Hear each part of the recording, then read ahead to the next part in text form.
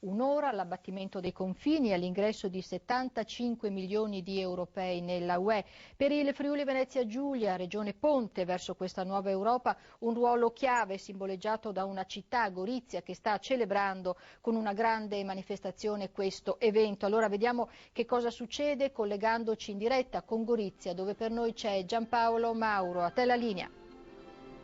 Buonasera di nuovo da Gorizia per questa serata di grande partecipazione. Qui c'è tantissima gente sul piazzale della Transalpina, dove sono in corso le celebrazioni in un luogo simbolo, in quello che fu un luogo simbolo delle divisioni, le celebrazioni dell'Europa che cresce e abbatte le barriere. Dalle 21:20 è cominciato il programma ufficiale con musica e immagini. State vedendo in diretta quello che succede in questo momento sotto una pioggia battente che ha messo in difficoltà con l'umidità forse gli orchestrali in qualche momento, ma non ha certo spento gli entusiasmi. Poco fa i discorsi ufficiali del premier sloveno Rop e del presidente della Commissione europea Prodi, ma mentre scorrono ancora queste immagini possiamo andare a rivedere i momenti che hanno preceduto l'inizio dei festeggiamenti qui alla Transalpina. L'arrivo dunque di Romano Prodi in municipio a Gorizia, il presidente della Commissione europea è stato ricevuto dal sindaco Brancati, che gli ha fatto omaggio di un pezzo del muro che fino a poche settimane fa divideva questo piazzale oggi gremito. Presenti in comune i segretari di CGIL, CISL e UIL. Domani qui ricordiamo la manifestazione unitaria per il 1° maggio. Poi al valico della Casa Rossa l'incontro con il primo ministro Rop, l'abbraccio, le prime dichiarazioni insieme. Prodi è dunque passato in Slovenia, a Nova Gorica. Con Rop è stato ricevuto dal sindaco Brulz, quindi il trasferimento qui alla Transalpina. Il premier sloveno, mentre siamo tornati qui in diretta, ha sottolineato che con l'allargamento per la prima volta la stessa Slovenia è unita, una casa comune anche per le minoranze, dal confine ungherese a quello italiano. Adesso sentiamo invece le dichiarazioni di Romano Prodi al microfono di Nada Ciok. Io vedo tra Slovenia e Italia, e fra non molti anni spero anche la Croazia, perché c'è da costruire un'intera area, vedo ritornare una cooperazione tra popoli diversi che sarà estremamente creativa. È in questa diversità che, se si lavora assieme, si producono le cose migliori. Sento che adempiamo a un dovere, ripariamo delle ferite terribili e sento anche la responsabilità di non deludere i nostri cittadini di tutti i paesi europei, che sperano veramente che questa Europa sia un'Europa di pace e non soltanto un'Europa di sviluppo.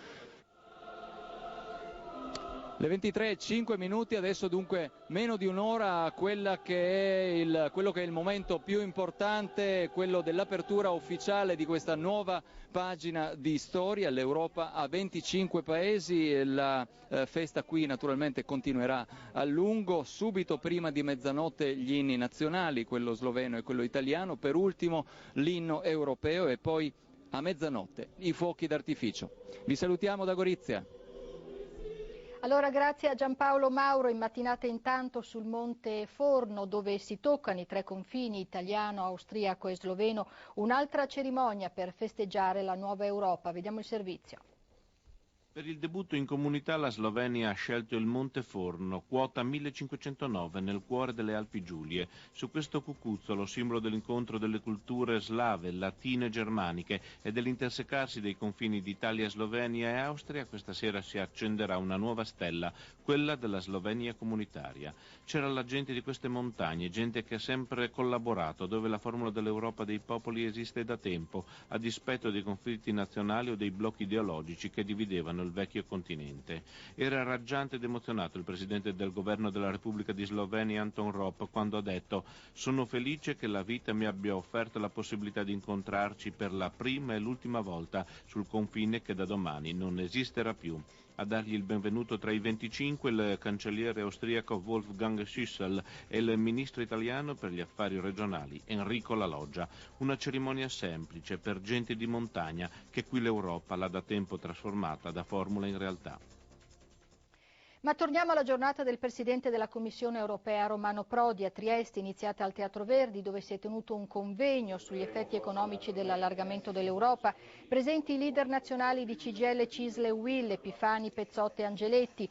Convegno dove Prodi ha invitato a affrontare questa sfida dell'Europa allargata a 25 paesi con fiducia e determinazione. Quindi ha visitato la sede del Consiglio regionale, poi Prodi ha reso omaggio ad alcuni dei cosiddetti luoghi della memoria, dall'attuale scuola interpreti ex casa della cultura slovena, data alle fiamme nel 1920 dai fascisti, alla foiba di Basovizza, alla risiera di San Sabba.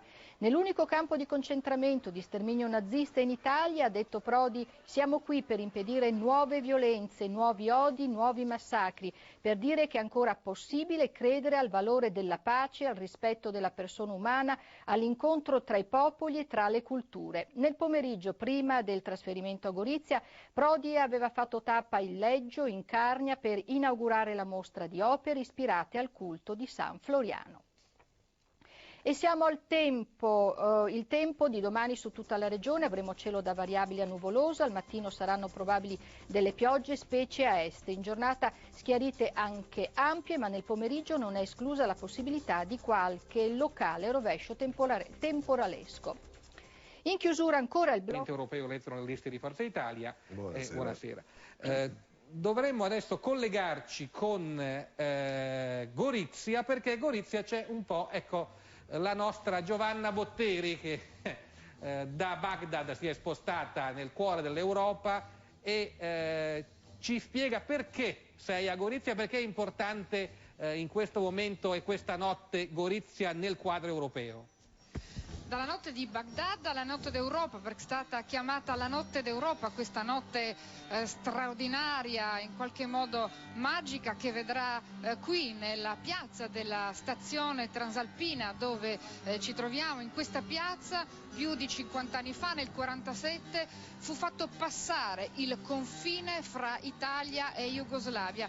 In questa piazza l'ultimo muro, il muro di Nova Gorizia che divide Gorizia da Nova Gorizia, cadrà. È l'ultimo muro dopo Berlino, l'ultima fase di un sogno, quella di un'Europa unita, più forte, ma anche un'Europa capace di costruire la pace, capace di costruire il benessere, una grande Europa forte che forse può far sentire la voce anche più lontano, anche fino alla notte di Baghdad. E questa è una notte di festeggiamenti, di grande gioia. La piazza è piena di gente, è in corso un concerto, ci sono musica, balli, ci sono discorsi. La notte continuerà anche a lungo per festeggiare la caduta dell'ultimo simbolo della cortina di ferro. Assieme a me c'è un protagonista di questi ultimi anni, in fondo un protagonista anche del riavvicinamento di due mondi che non sono mai stati separati, che non sono mai stati lontano, Demetrio Volčić, anche lui membro del Parlamento europeo, che ha assistito a questi ultimi 50 anni, dalla guerra fredda alla guerra e al disfacimento della Jugoslavia, fino a questa serata che si apre a grandi speranze. Possono queste speranze, questa Europa unita, costruire veramente la pace? Possono costruire questo sogno al di là forse delle burocrazie che a Bruxelles sono estremamente dure? E questa è la domanda che tutta l'Europa si pone. Si può fare, non si può fare, la burocrazia può essere vinta, i 25 paesi funzioneranno, dopo i 25 paesi possiamo ammettere altri. Certamente l'Europa sarà più sicura, perché è molto poco probabile che tra i due membri dell'Unione Europea scoppi un conflitto, scoppi una guerra.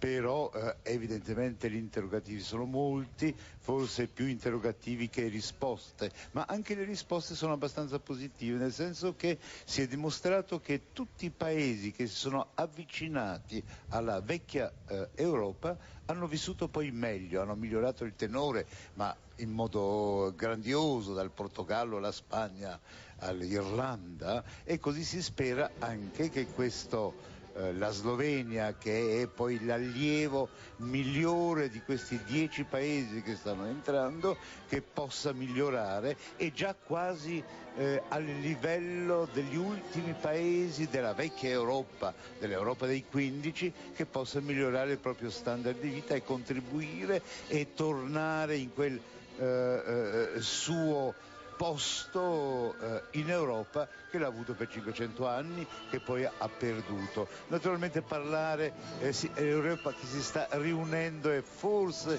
leggermente esagerando, perché alcuni paesi non sono mai stati veramente in Europa, però questa Europa, ma anche poi l'Europa allargata, evidentemente è una nuova dimensione, una nuova speranza, una nuova utopia, ma speriamo anche una nuova realtà.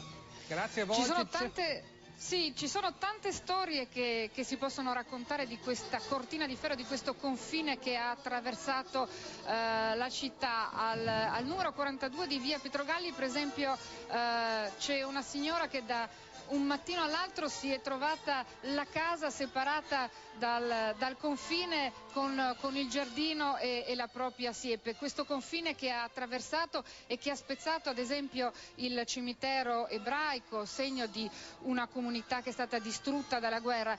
Noi abbiamo un racconto fatto da Pierardo Davini con Živka, una signora che ha vissuto, lei, la sua famiglia, la sua casa, la divisione.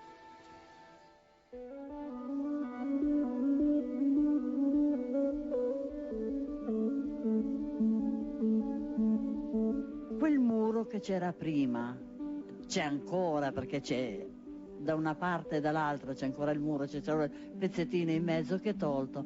Mi sembra di essere io in una villa, dall'altra parte un'altra villa, e siamo confinanti, perché c'erano le amiche di mia figlia che stavano in quella casa lì e giocavano con le bambole, una da una parte, una dall'altra, si scambiavano libri, era bello, ecco, era bello. Da principio finché c'era il reticolato, attenzione, quella volta era un po' dura,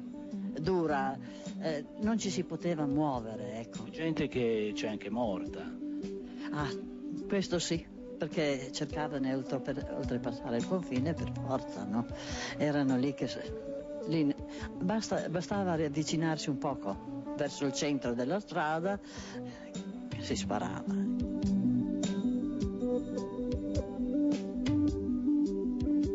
Suo marito è morto 6 mesi fa. Neanche, insomma, il 7 sarà 6 mesi, sì.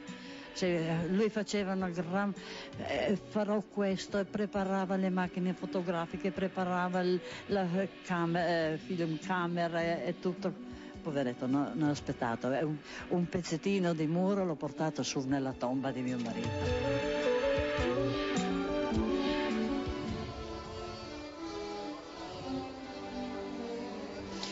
Ecco, c'è un ricordo che segna questi anni che voleva raccontare Volci, di quello che è significato il confine che passava attraverso le case. Immaginate appunto un confine che passa attraverso la casa. Se uno nella propria stanza dice abbasso Tito, si prende 3 mesi di prigione. Lo dice le stesse parole in cucina e magari gli aumentano anche la pensione. Oppure immaginate colui che sta, poveretto, in una tomba, perché il confine passa attraverso il cimitero e non si sa chi deve pagare la pensione, perché magari le gambe sono in un paese e la testa in un'altra. Poi c'è tutta un'aneddotica molto molto ricca, è inutile anche ripetere perché talvolta assume anche i colori abbastanza neri. Anche questa piccola Berlino ha avuto le sue storie e la sua vicenda che ha creato il simbolo e che probabilmente non si dimenticherà così presto, perché una regione è stata divisa completamente da un giorno all'altro e si sono trovati spiazzati, tant'è vero che Tito, che era molto energico e aveva anche un po' di soldi evidentemente, ha dovuto costruire un'altra città, la Nuova Gorizia, proprio perché per poter organizzare la vita di quei contadini che non potevano più andare nella vecchia Gorizia che per 5 secoli è stata la loro capitale. La musica che sentite, volevo soltanto spiegarvi la musica che state sentendo, è quella dell'Orchestra Sinfonica di Lubiana, che questa sera è eccezionalmente accompagnata dal coro di Trieste. Bene, grazie Giovanna, ci ricontreremo fra poco con voi, rimanete collegati naturalmente. E Gavroski, mi vengono in mente questi racconti, assomigliano molto all'entusiasmo per la caduta del muro di Berlino, e c'è chi dice, così come per il muro di Berlino, c'è un entusiasmo che tramuta poi in delusione, perché tutte le grandi attese rischiano di essere deluse dalla realtà, dalla dura realtà dei fatti. Cosa ne pensi? È proprio quello che pensavo sentendo Demetrio e la collega da Gorizia. Mi sembra questa atmosfera di Gorizia proprio un'isola di entusiasmo, sentivo parlare di sogno, di tutto, perché la grande tristezza proprio che questo avvenimento storico della riunificazione dell'Europa avviene in un'atmosfera di apatia, di delusione, di non entusiasmo, insomma è una cosa importantissima. Fra 50 anni si parlerà di questo, non del terrorismo, non di queste cose, eppure c'è sia nei paesi che sono già dentro l'Europa, e questo è ancora incomprensibile, ma cosa stranissima nei paesi che devono entrare in Europa, c'è una forte dose di scetticismo, di delusione, di anti-europeismo. In Polonia, per esempio, che è il paese più grande, alle prossime elezioni i partiti che sono contro l'Europa rappresentano il 30%, cioè un terzo dei deputati polacchi eletti al Parlamento europeo andrà a Bruxelles non per costruire l'Europa, ma per frenarla, per boicottarla, per evitare che si sviluppi. Quindi si vede che lungo la strada qualche cosa si è sbagliato e ci sono questa atmosfera, insomma, credo che tutti lo notano che questo avvenimento storico si svolge in un'atmosfera che non è quella che dovrebbe, l'eccezione è Gorizia. Pirani, hanno ragione quelli che gli euroscettici o comunque chi magari con rude concretezza pensa ai problemi della spesa e sospetta una diffidenza verso i grandi ideali europei che spesso poi non si riescono a toccare con mano. Ma io non credo che bisogna lasciarsi prendere, nel momento in cui vogliamo dare un giudizio generale a lungo termine, dagli aspetti critici di questo momento, che sono critici e anche molto drammatici per tanti versi, ed è inutile riassumerli. È chiaro che l'Europa attraversa un momento difficile come costruzione, però l'allargamento è un evento che va collocato in un arco di tempo molto più vasto, cioè è veramente la sanzione della fine storica della guerra fredda, del muro di Berlino, della cortina di ferro, così come la prima costruzione europea non fu tanto un fatto mercantile o economico, quanto il raggiungimento di una cosa che gli europei cercavano da centinaia d'anni, cioè la pace tra la Germania e la Francia. Quante guerre si erano fatte per la Germania, tra Germania e Francia, quante guerre per l'Alsazia e Lorena. Insomma, l'Unione Europea ha fatto dimenticare questo, cioè è una cosa impossibile pensare che ci sia una guerra tra la Francia e la Germania, e questo lo si deve all'unificazione europea occidentale. Così oggi noi siamo stati per 50 anni separati da una cortina di ferro, separati da un contrasto di civiltà fortissime. Oggi entriamo tutti assieme, finalmente ricomponiamo storicamente l'Europa. È chiaro che se poi invece lo misuriamo con il metro realistico della quotidianità, delle cose che non vanno, dei pericoli che attraversiamo, e li vogliamo riportare al fatto che certo l'Europa così com'è non ce le risolve oggi, certo, allora siamo delusi. Se invece siamo in grado di guardare in un arco più vasto, a più lungo termine, hanno ragione quelli di Gorizia che ballano e cantano, anche se domani magari piangeranno o criticheranno. Ecco, poi ricordiamo che a mezzanotte c'è il conto alla rovescia per il crollo del muro. Io vorrei far vedere dalla regia, se è in grado di mostrarmela, alcuni numeri che danno così un po' un'immagine grafica non tanto ecco, non quelli dei soldati, ma l'altra grafica, se si può vedere, che fa vedere quanta la popolazione sia degli Stati Uniti rispetto all'Europa e e dalla produzione di ricchezza. Vediamo se, eccola qua, l'Unione Europea, così come si configura da mezzanotte, fra poco, avrà 455 milioni di abitanti. Pensate che gli Stati Uniti ne hanno 291 milioni. Vediamo il prossimo cartello, vediamo, quindi siamo il doppio. La produzione di ricchezza, però, qui... dopo la Cina e l'India è l'agglomerato politico più numeroso. Esatto, esattamente. Come produzione di ricchezza invece però gli Stati Uniti sono sempre in testa col 32% rispetto al 28% della Unione Europea.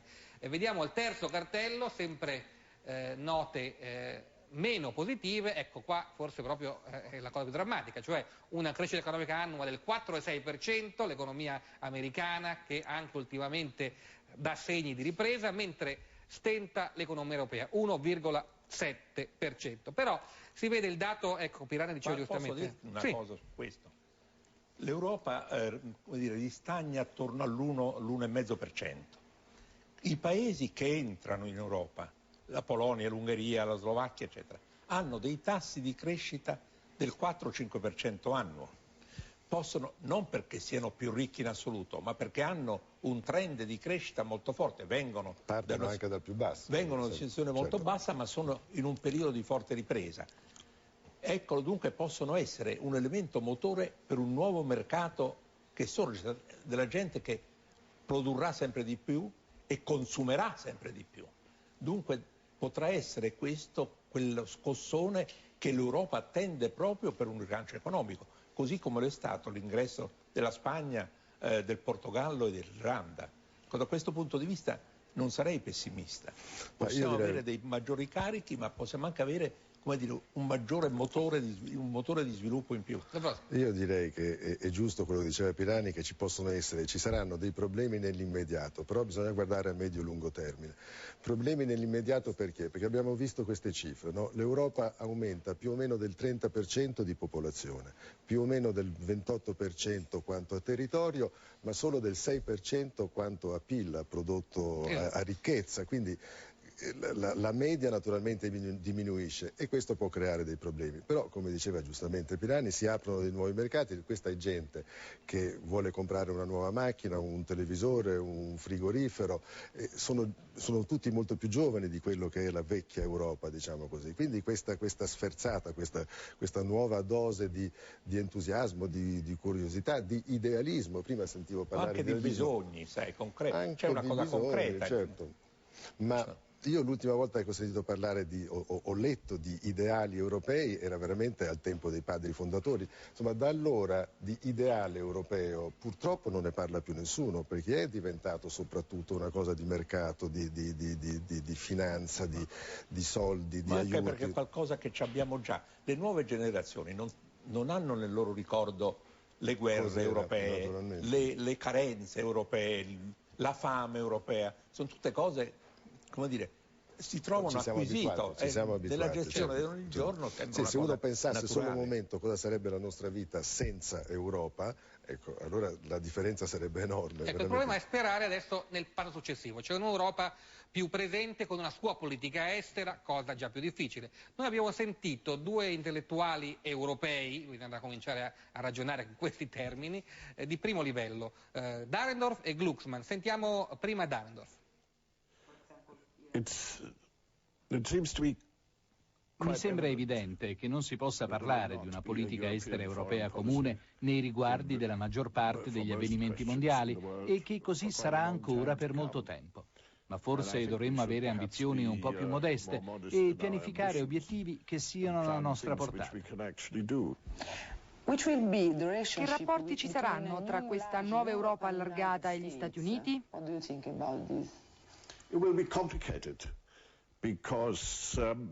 Non sarà semplice, perché i nuovi Stati membri, e specialmente i paesi centroeuropei, hanno la netta sensazione che siano stati i potenti Stati Uniti d'America a liberarli dal comunismo. Quindi hanno un profondo senso di gratitudine e si sentono rappresentati dagli Stati Uniti, quali nazioni dell'Occidente del mondo. Ora, per usare un eufemismo, in Francia e in Germania le cose non stanno esattamente così, benché un tempo questo discorso fosse valido anche in Germania.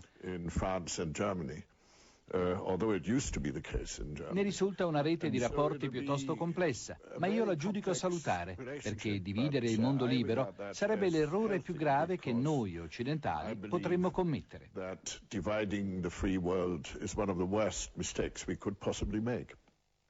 Ecco, un'Europa divisa, c'è questo pericolo, Gawronski? Beh, c'è perché i paesi che entrano hanno un tasso di filoamericanismo, lo diceva Darendt, superiore alla media europea attuale, quindi i problemi e la nuova Europa, come la chiama Bush. Come la chiamava Rumsfeld, però adesso, in seguito un po' a quello che succede in Iraq, diciamo che queste differenze stanno un po' sfumando, perché anche in Polonia, che era il paese direi più filoamericano che esistesse fra quelli che entrano, si incomincia un po' a pensare all'impegno in Iraq, forse a non ritirare, ma insomma diminuire le truppe. Quindi sarà molto interessante vedere come questa infusione di filoamericanismo agirà sugli equilibri instabili che ci sono nell'Europa 15, vedere se... Volevo sentire anche Volcic, se siamo in grado di collegarci con lui per non escluderlo solo perché è lontano. Volcic, c'è un pericolo di uno scontro, una frattura fra vecchia e nuova Europa, come l'ha chiamata Bush?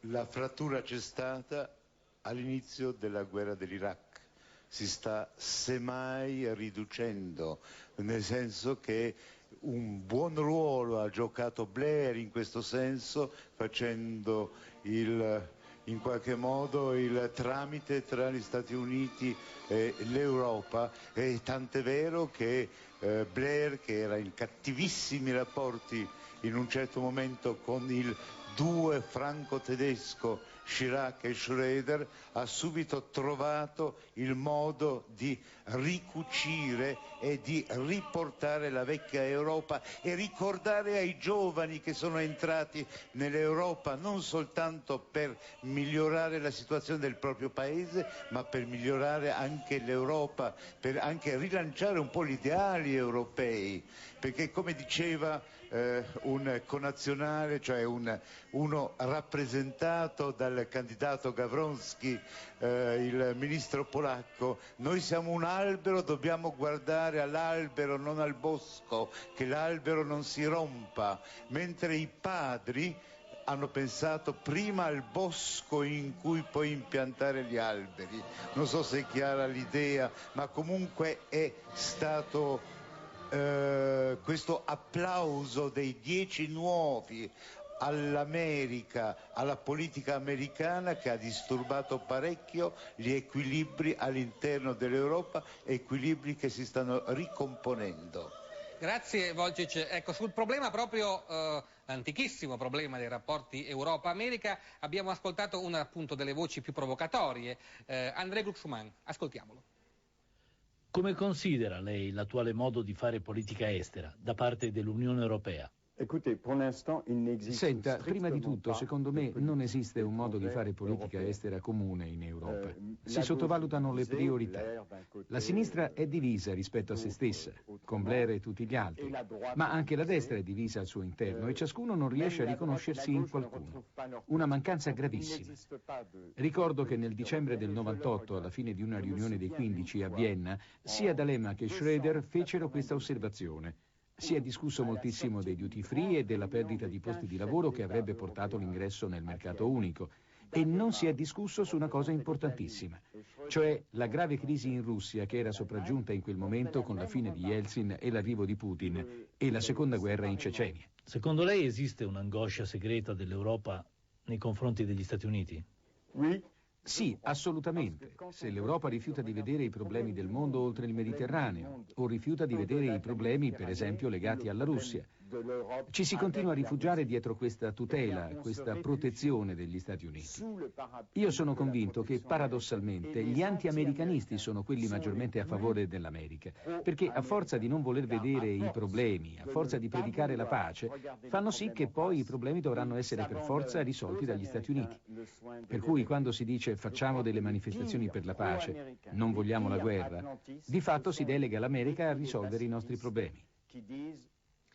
Pirani, l'Europa, l'America, sempre questo antico problema di odio-amore. io credo che il rapporto tra l'Europa e gli Stati Uniti è stato un rapporto saldo, forte e anche compartecipe per almeno quasi 50 anni. È la guerra dell'Iraq che ha causato la crisi vera, e l'ha causata perché per la prima volta nel governo americano ha prevalso una tendenza, un gruppo che adesso sta già un po' decadendo, quello dei cosiddetti neoconservatori, i quali hanno imposto una politica dichiaratamente unilaterale contro gli accordi internazionali e gli organismi internazionali su cui fino allora l'America si era basata, che ha teorizzato la guerra preventiva, che l'ha fatta in Iraq e che la sta perdendo dal punto di vista delle motivazioni, perché si è visto che è stata fatta una guerra per ritrovare le armi di distruzione e non si sono trovate. Si è detto che si è fatta una guerra perché si pensava che ci fosse lì la connessione con Al-Qaeda e con il terrorismo, e si è visto che lì non c'era, anzi la si è provocata con la guerra. Si è fatta, come terza cosa, si è detto alla fine facciamo una guerra per imporre la democrazia, e la notizia di ieri è che per mettere ordine a Fallujah è ritornato in divisa con l'appoggio americano un generale di Saddam Hussein. Cioè abbiamo fatto la guerra per rimettere il generale di Saddam Hussein al potere. È chiaro che la politica neoconservativa dell'amministrazione americana sta facendo fallimento da tutti i punti di vista, sta portando dei gravi danni all'America e al mondo intero. Noi ci troviamo di nuovo con una lotta contro il terrorismo che dobbiamo condurre assieme, noi e gli americani. Io mi auguro che prevalgano negli Stati Uniti, tornino a prevalere le forze filo-europee e filo mondializzazione da questo punto di vista, filo multilateralismo, diciamo così. E dunque si ritorni a una politica concordata in cui gli Stati europei, in modo particolare Francia, Germania ed Inghilterra... L'Europa era d'accordo con l'America, se non esageriamo. Certo. Quindi non è che deve cambiare politica. Beh, dico, però poi soprattutto io trovo la parte fondamentale dell'Europa, Francia e Germania non lo erano, e la Russia nemmeno. Lo era una parte, questi di nuovi entrati, e l'Italia, la Spagna abbiamo visto come ha cambiato. Dunque noi ci troviamo, secondo me, positivamente nella possibilità di ricompattare, sulla base anche di una riconsiderazione generale della lotta al terrorismo, i rapporti euro-americani. Se tu lo vedi storicamente, questo è un episodio, adesso durerà un po' di tempo, eccetera, ma è un episodio che in questo momento... Io lo vedo come un episodio. Insomma, rende difficili i rapporti con gli Stati Uniti, ma alla lunga non c'è dubbio che i rapporti torneranno normali, perché insomma, questi errori che tu chiami errori, che poi se ne può discutere, ma insomma, sono stati dovuti anche all'attacco alle torri, cioè se non ci fosse stato quello, la politica americana non avrebbe reagito così, diciamo, la politica americana ha reagito benissimo andando, assieme a noi, assieme all'Europa, andando in Afghanistan.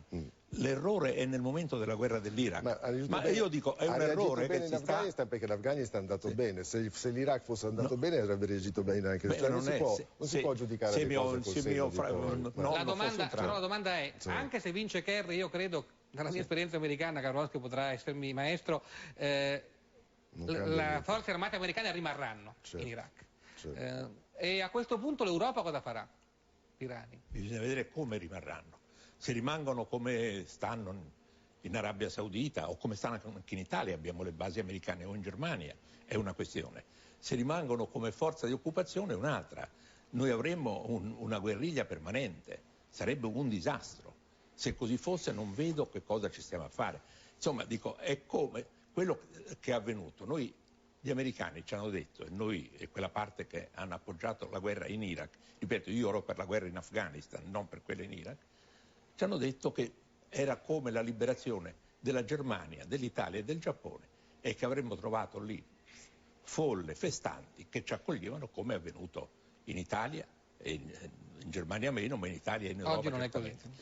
È come se un anno dopo noi avessimo avuto, dopo il 25 aprile 1945, l'Italia in preda alla guerriglia anti-americana, le chiese circondate o San Pietro bombardata, o come Fallujah oggi, a un certo momento gli americani avessero chiamato il maresciallo Graziani per un nuovo quadro diplomatico in cui collocare l'azione internazionale di Europa e Stati Uniti insieme. Prima noi abbiamo sempre due collegamenti aperti con Figuera Baghdad, e prego la regia di dirmi quando siamo in grado di ricollegarci per avere le ultime notizie. sugli ostaggi, e con Nova Gorica, con Gorizia, dove fra poco scatterà l'ora X del passaggio, alla mezzanotte, ma abbiamo ancora qualche minuto per vedere, abbiamo sentito le voci degli intellettuali alti, Glucksmann, Dahrendorf, sentiamo una storia che mischia personaggi famosi a gente comune, due polacchi, uno eccellente e noto, Boniek, e invece una ragazza polacca che lavora da noi come collaboratrice domestica. Sentiamo anche la loro voce su questo nuovo allargamento dell'Europa.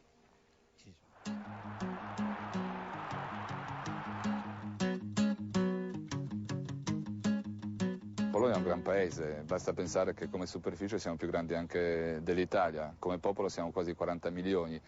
Direi che se la Polonia non fosse venduta dopo la seconda guerra era già un paese all'avanguardia.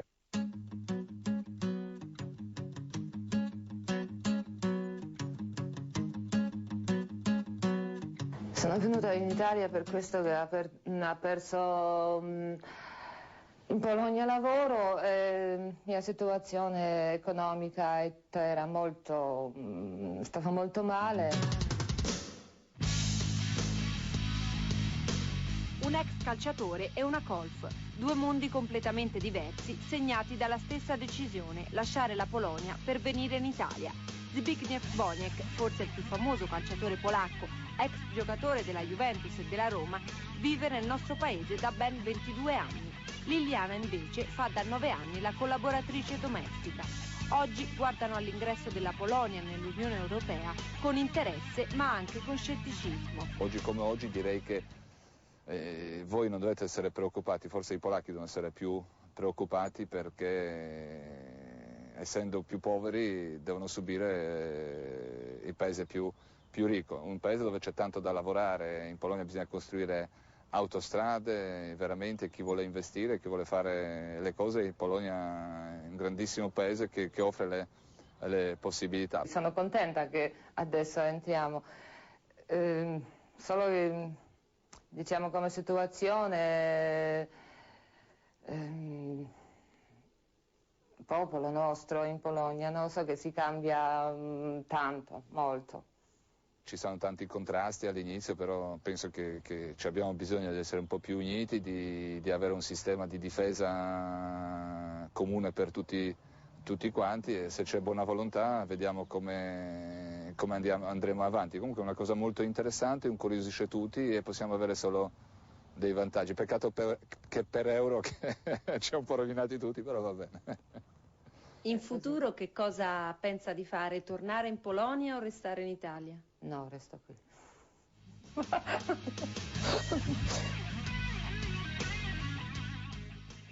Bene, colleghiamoci con Gorizia. Giovanna Botteri, siamo vicini alla mezzanotte. Vediamo, Giovanna. Sì, noi siamo vicinissimi alla mezzanotte e la piazza si sta già preparando, sono arrivati i bambini scopriranno questo grandissimo mosaico, è un mosaico di 8 metri quadrati di porfido che rappresenta il cibo, quello messo qui nel 1947, che viene fatto esplodere, questo senso simbolico della fine del muro, dell'apertura della città che torna ad essere unita. In questa piazza verrà costruito il Museo della Guerra Fredda e nel Museo della Guerra Fredda verrà conservato anche questo cibo e una parte del muro di Berlino, per ricordare sempre, non dimenticare mai, ma in qualche modo continuare e guardare al futuro, e per questo sono i bambini oggi in piazza in questo momento solenne. Vedete le immagini del coro del Teatro Verdi di Trieste. Il momento solenne, resterà soltanto un segnale in questa piazza, un disco metallico che ricorderà quello che una volta fu il confine che divise ovest ed est, che divise l'Europa, che divise due mondi, che divise famiglie e case in questa terra. Parlavate di guerra, certo non si può dire che i Balcani e la Slovenia non abbiano conosciuto la guerra, certo la Slovenia in modo meno drammatico di quanto non sia successo ad altre repubbliche come la Croazia e la Bosnia, che pure entreranno anche loro un giorno in Europa, ma i giovani sloveni reagiscono con una sorta di pragmatismo a questo incubo della guerra e di quello che hanno passato, chiedendosi non quanto frutterà l'Europa o quanto porterà l'Europa, ma quanto potrebbe costare non entrarci. Non a caso qui a Nova Gorica ci sono due immensi casinò che fatturano 170 milioni di euro l'anno e che potrebbero fare di quella città la Las Vegas europea. Quindi un misto di modernità, di speranza e anche un modo di vedere in modo diverso l'Europa e il futuro. Bene, vediamo il Presidente della Commissione Europea Prodi, sentiremo poi un'intervista che abbiamo realizzato con lui, anche con altri esponenti. Giovanna, qual è la tua impressione? Tu sei appena tornata da Baghdad e sei andata nel cuore della nuova Europa. Sono così lontani questi mondi, cioè il mondo islamico e l'Europa sono due mondi diversi e inconciliabili. Questo fino a pochissimo tempo fa era il confine, il margine, la frontiera dell'Europa. Oggi questa notte diventa il cuore dell'Europa. Le cose possono cambiare se c'è la volontà di farle cambiare, se c'è la volontà non di dimenticare i vecchi torti che questa terra ha vissuto e che probabilmente sono molto forti nel ricordo di tutti, ma in qualche modo convivere con quello che è successo e guardare e costruire il futuro. Questa è una terra che ha conosciuto i campi di concentramento per gli sloveni, che ha conosciuto le foibe, una terra in cui si è combattuto, si è odiato e c'è stato molto sangue versato. Ebbene, questa terra oggi è capace di distruggere i confini e di tentare la scommessa di una nuova Europa e di un nuovo mondo. E io credo che questo sia un segno molto forte di quello che si può fare quando c'è la volontà di costruire la pace e il benessere. Io vorrei fare una domanda personale a Volcic, che se non mi sbaglio è nato a Lubiana, quindi per lui questi momenti sono anche non soltanto un'esperienza professionale ma qualcosa di profondo. Demetrio. Forse questo sarebbe esagerato, io sono nato a Lubiana così un po' per caso, ma è certamente che sono figlio di questo confine, che sono figlio di varie culture e di varie etnie, pertanto sento molto forte questo momento di riunificazione della nuova Europa che si spera potrà riportare di nuovo un po' di pace, un po' di serenità a questa terra che troppa guerra ha conosciuto e che poi si è presa un piccolo periodo di riposo dalla storia e che adesso deve tornare col proprio ottimismo, con il proprio dinamismo, deve tornare alla storia e a rendersi conto che non è più una fortezza che divide due mondi, ma che è in realtà al centro dell'Europa e che deve inventarsi un futuro come del resto tutti noi. Antonio, io chiedo una cosa. Con Demetrio eravamo negli anni 80-81 a Danzica quando nasceva Solidarność per la RAI e Demetrio si ricorderà l'entusiasmo che c'era allora per l'Occidente, per gli Stati Uniti soprattutto, questa voglia di libertà e anche di ricchezza certamente. Oggi tutto questo non c'è più. Ecco, vorrei chiedere a Demetrio, ma non senti questo senso di delusione rispetto alle enormi aspettative che c'erano prima e questo senso di qualche cosa che non è quello che volevano veramente? Yash, il problema è che io lavoro molto ai limiti dell'Unione Sovietica, dove essere l'europeo, dove il desiderio dell'Europa, dove il volere di avere in Europa una terza forza contro le altre potenze conta moltissimo.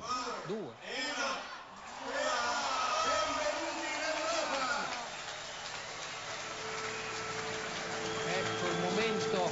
E siamo in Europa.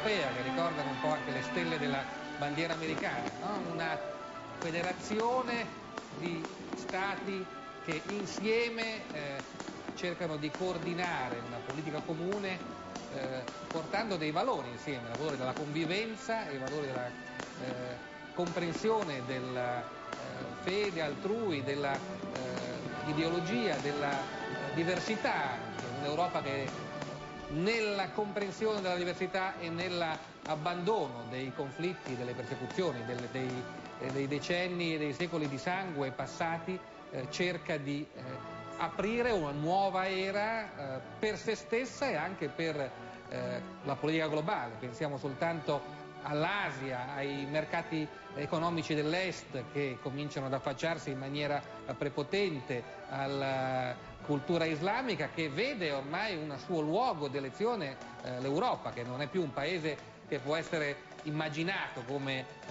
contrapposto all'Islam, perché abitato da milioni di persone di fede musulmana. Questo è un momento quindi che al di là della coreografia però ha realmente un significato storico. Pensiamo che oggi arrivano altri 10 stati, ma domani dovrebbero arrivarne altri, la Romania, la Bulgaria e poi forse dopodomani la Turchia. Poi ci fermeremo. Ci fermeremo, no, c'è che tema questo allargamento. Sì, perché già c'è il problema di questi nuovi confini, dei rapporti con i paesi che adesso stanno ai confini, come la Bielorussia, l'Ucraina, eccetera, perché più si avanza e più i paesi che diventano confinanti hanno voglia di entrare in Europa. Ma tu dicevi degli Stati Uniti, ma pensiamo quanto più difficile è la costruzione dell'Unione Europea rispetto agli Stati Uniti, quante più differenze ci sono fra l'Italia e la Finlandia rispetto all'Alabama e il Texas, insomma le difficoltà di lingua, eccetera. E pensiamo quale miracolo è stato fatto fino adesso in Europa con la costruzione europea. Dicevamo prima cosa sarebbe tutto questo se non ci fosse l'Unione Europea. Pirani, c'è anche il problema della sfida economica. Tu credi che ci sia anche una sfida economica e politica, un futuro economico e politico per l'Europa contrapposto ai giganti asiatici, ad esempio? Come dicevo prima, la presenza di questa nuova Europa può essere un elemento di spinta, può essere un motore di avvio, come un elemento di dinamismo aggiuntivo. Certo che dobbiamo competere su scala mondiale come Europa e l'Europa si presenta con delle lentezze, dei lacci e lacciuoli burocratico-politico, corporativi e amministrativi che hanno reso pesante la nostra ripresa, la nostra competitività. Dipenderà anche dal fatto se l'Unione Europea saprà darsi una forte direzione politica. Non possiamo pensare di competere economicamente se non abbiamo anche, come dire, una unità politica di direzione dell'economia, fosse altro, di direzione abbiamo una moneta unica, l'euro, e dobbiamo avere anche un tanto di politica economica che ci permetta di competere con il resto del mondo. Ascoltiamo su questi temi, economia, euro, politica, una delle persone che ha più lavorato per ottenere questo risultato, il Presidente della Commissione Europea, Romano Prodi. Sentiamolo al microfono di Alessandro Cassieri. Presidente Prodi, al di là della comprensibile enfasi di queste ore con l'allargamento ufficializzato a 25, perché l'Europa più allargata dovrebbe rappresentare un vantaggio per chi in Europa già c'era, ad esempio i cittadini europei dell'Europa 15? Ma prima di tutto perché non aver troppo dramma all'esterno, stavo per dire una parola più popolare, è molto importante. qui abbiamo avuto, al di là dei nostri confini, solo tragedie e problemi, e adesso noi abbiamo pacificato e abbiamo con noi paesi che prima erano fonte di tensione e invece sono fonte di ricchezza. Secondo, stiamo attenti perché questi paesi non sono mica paesi depressi, sono paesi poveri perché hanno avuto una terribile parentesi politica, ma sono pieni di ingegneri, di tecnici, persone intelligenti, con un sistema scolastico che è meglio di tanti sistemi dei paesi membri. Per chi teme che ad esempio possa aumentare la concorrenza interna in virtù proprio dell'accesso dei nuovi paesi e quindi ci sia un po' di timore verso una sorta di nuova competitività all'interno dell'Europa, che cosa risponde? Certo, la concorrenza interna aumenta e chi ha paura della concorrenza e chi è un po' suonato oppure non ha capito come va il mondo è meglio che stia a casa e che chiuda bottega, perché questa non è una concorrenza illegale o fatta con dei sotterfugi, ma è una concorrenza sana che tra l'altro ci apre un mercato di 77 milioni di cittadini. C'è anche il rischio che un'Europa più allargata, essendo meno coesa, conti meno ancora a livello internazionale nel momento delle grandi crisi come nel caso dell'Iraq? Se meno coesa, sì, ma ripeto, l'Iraq è proprio la dimostrazione che non è il problema del numero dei paesi, le tensioni, le divisioni erano fra gli Stati membri e allora voglio dire, stiamo attenti che il problema della linea comune è data dalle regole e non dal numero dei paesi. Nel caso in cui uno dei paesi importanti dell'Unione Europea, come la Gran Bretagna, dovesse scegliere attraverso un referendum popolare di bocciare la futura prossima Costituzione europea, che cosa succederà? L'edificio europeo entrerà in crisi un'altra volta? Non c'è alcun dubbio. La regola dice che tutti i paesi debbano ratificare, se qualcuno non ratifica il processo è paralizzato e bisognerà ricominciare da capo. E lei pensa che questa sia una prospettiva concretamente dietro l'angolo? Le abbiamo sempre avute questi rischi in qualsiasi trattato europeo, però oggi non è un giorno in cui ci conviene o siamo tenuti a guardare le paure, perché veramente il risultato che abbiamo raggiunto è unico al mondo. Non c'è nessuno che abbia fatto quello che ha fatto l'Europa. L'idea di essere 25 paesi che con tutte le difficoltà, con tutti i problemi che lei mi dice, hanno messo insieme parte della loro sovranità, hanno messo insieme il loro futuro, riescono a convivere con le 1000 lingue che hanno, con le 1000 minoranze, ma questo è un grande miracolo, quindi oggi godiamocela, poi ai problemi ci pensiamo. Oggi godiamocela e poi ai problemi ci pensiamo. C'ha ragione in una cosa Prodi, che non avevamo detto prima, che cioè che questo incentivo a entrare in Europa ha stabilizzato questi paesi, ha stabilizzato e li ha fatti progredire in una maniera rapidissima. Insomma, in 10 anni da paesi che uscivano da una dittatura comunista di tanti anni, soffocati economicamente e politicamente, sono diventati dei paesi, diciamo, non a livello di quelli che sono già dentro l'Europa, però pronti ad entrare, quindi anche loro hanno fatto dei miracoli, hanno risolto dei grandissimi problemi di tensione di minoranze, di problemi grossi come di inquinamento lasciati dall'Unione Sovietica e tutto, e sono più o meno pronti per entrare. Si può discutere se questa riunificazione avviene forse anche un pochettino troppo presto, diciamo, se si faceva passare un po' di tempo forse sarebbe stato meglio, ma allora forse sarebbe mancato poi questa spinta che giustamente dice Prodi, l'abbiamo cavalcata ed è un miracolo quello che è successo. Io sono d'accordo con Gavronsky, aggiungerei che quando si parla con qualche delusione della mancanza di valori in Europa, l'Europa ha dei grandi valori che sono la democrazia, la pace tra i Paesi membri, il libero mercato, e sono valori posti come condizione per entrare. Teniamo conto che prima il Portogallo, la Grecia e la Spagna erano 3 dittature di destra. Hanno dovuto liberarsi di questo loro regime proprio per entrare in Europa e sono diventati 3 paesi democratici, fortemente integrati, liberi, con un libero mercato. I paesi dell'est erano paesi che uscivano dalle dittature comuniste, avrebbero potuto adagiarsi in quelle forme paracomuniste o parafasciste come avviene in qualche repubblica ex sovietica.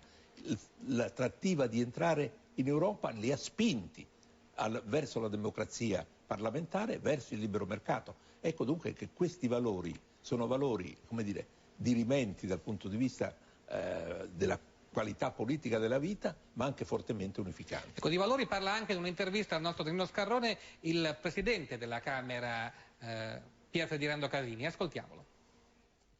Qual è il suo messaggio a questa nuova Europa 25 che sta per nascere?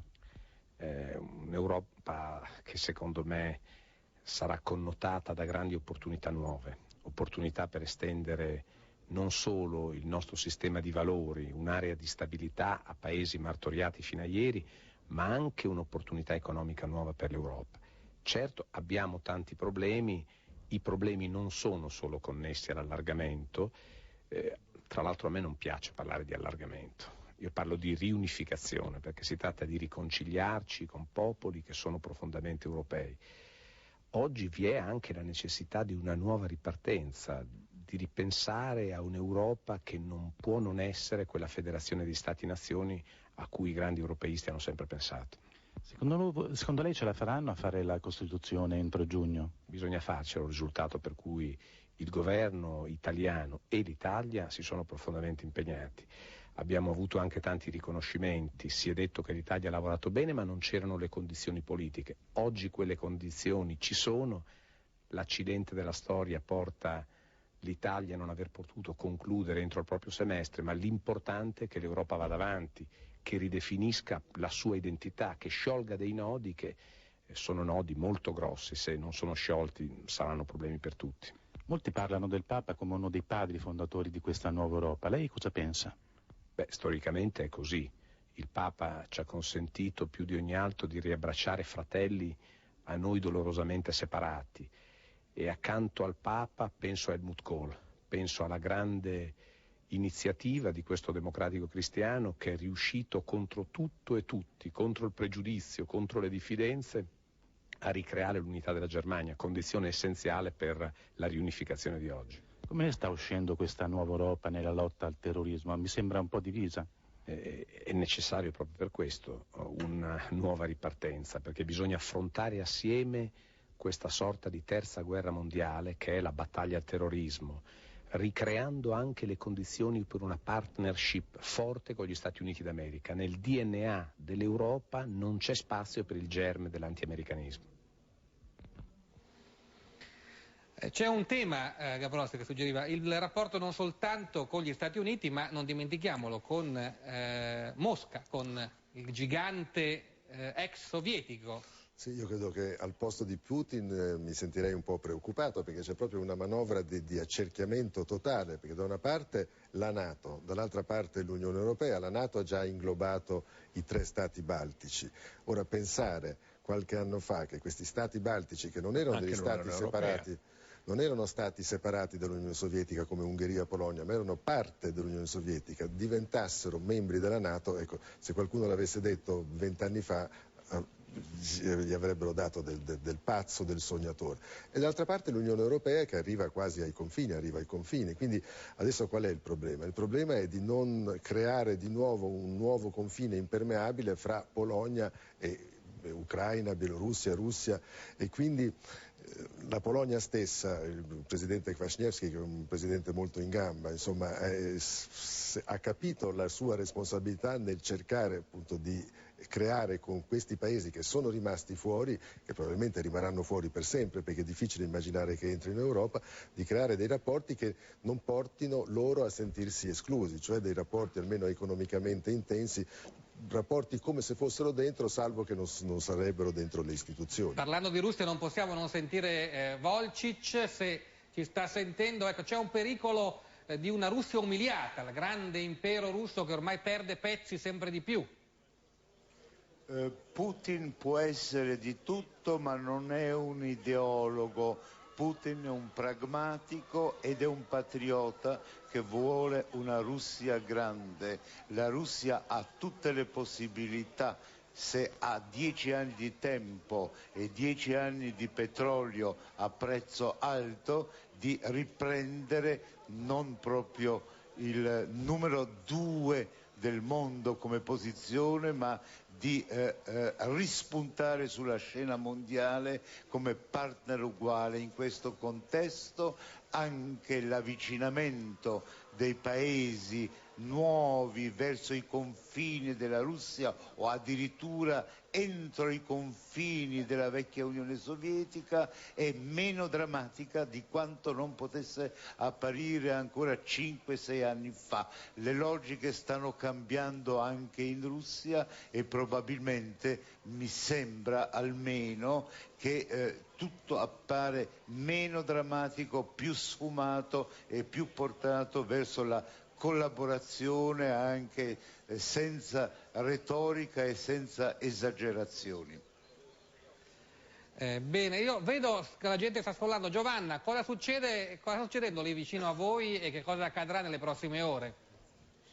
Dopo i grandi festeggiamenti adesso c'è una gran pioggia e la gente se ne sta pian piano tornando a casa, ma è bellissimo vedere i fuochi d'artificio in un paese dove 10 anni fa i botti durante la notte significavano i bombardamenti, e il fatto che soltanto dopo 10 anni gli sloveni si sentano in Europa, europei, per loro significa una cosa sola, che la guerra non li toccherà più, perché qui l'Europa vuol dire pace.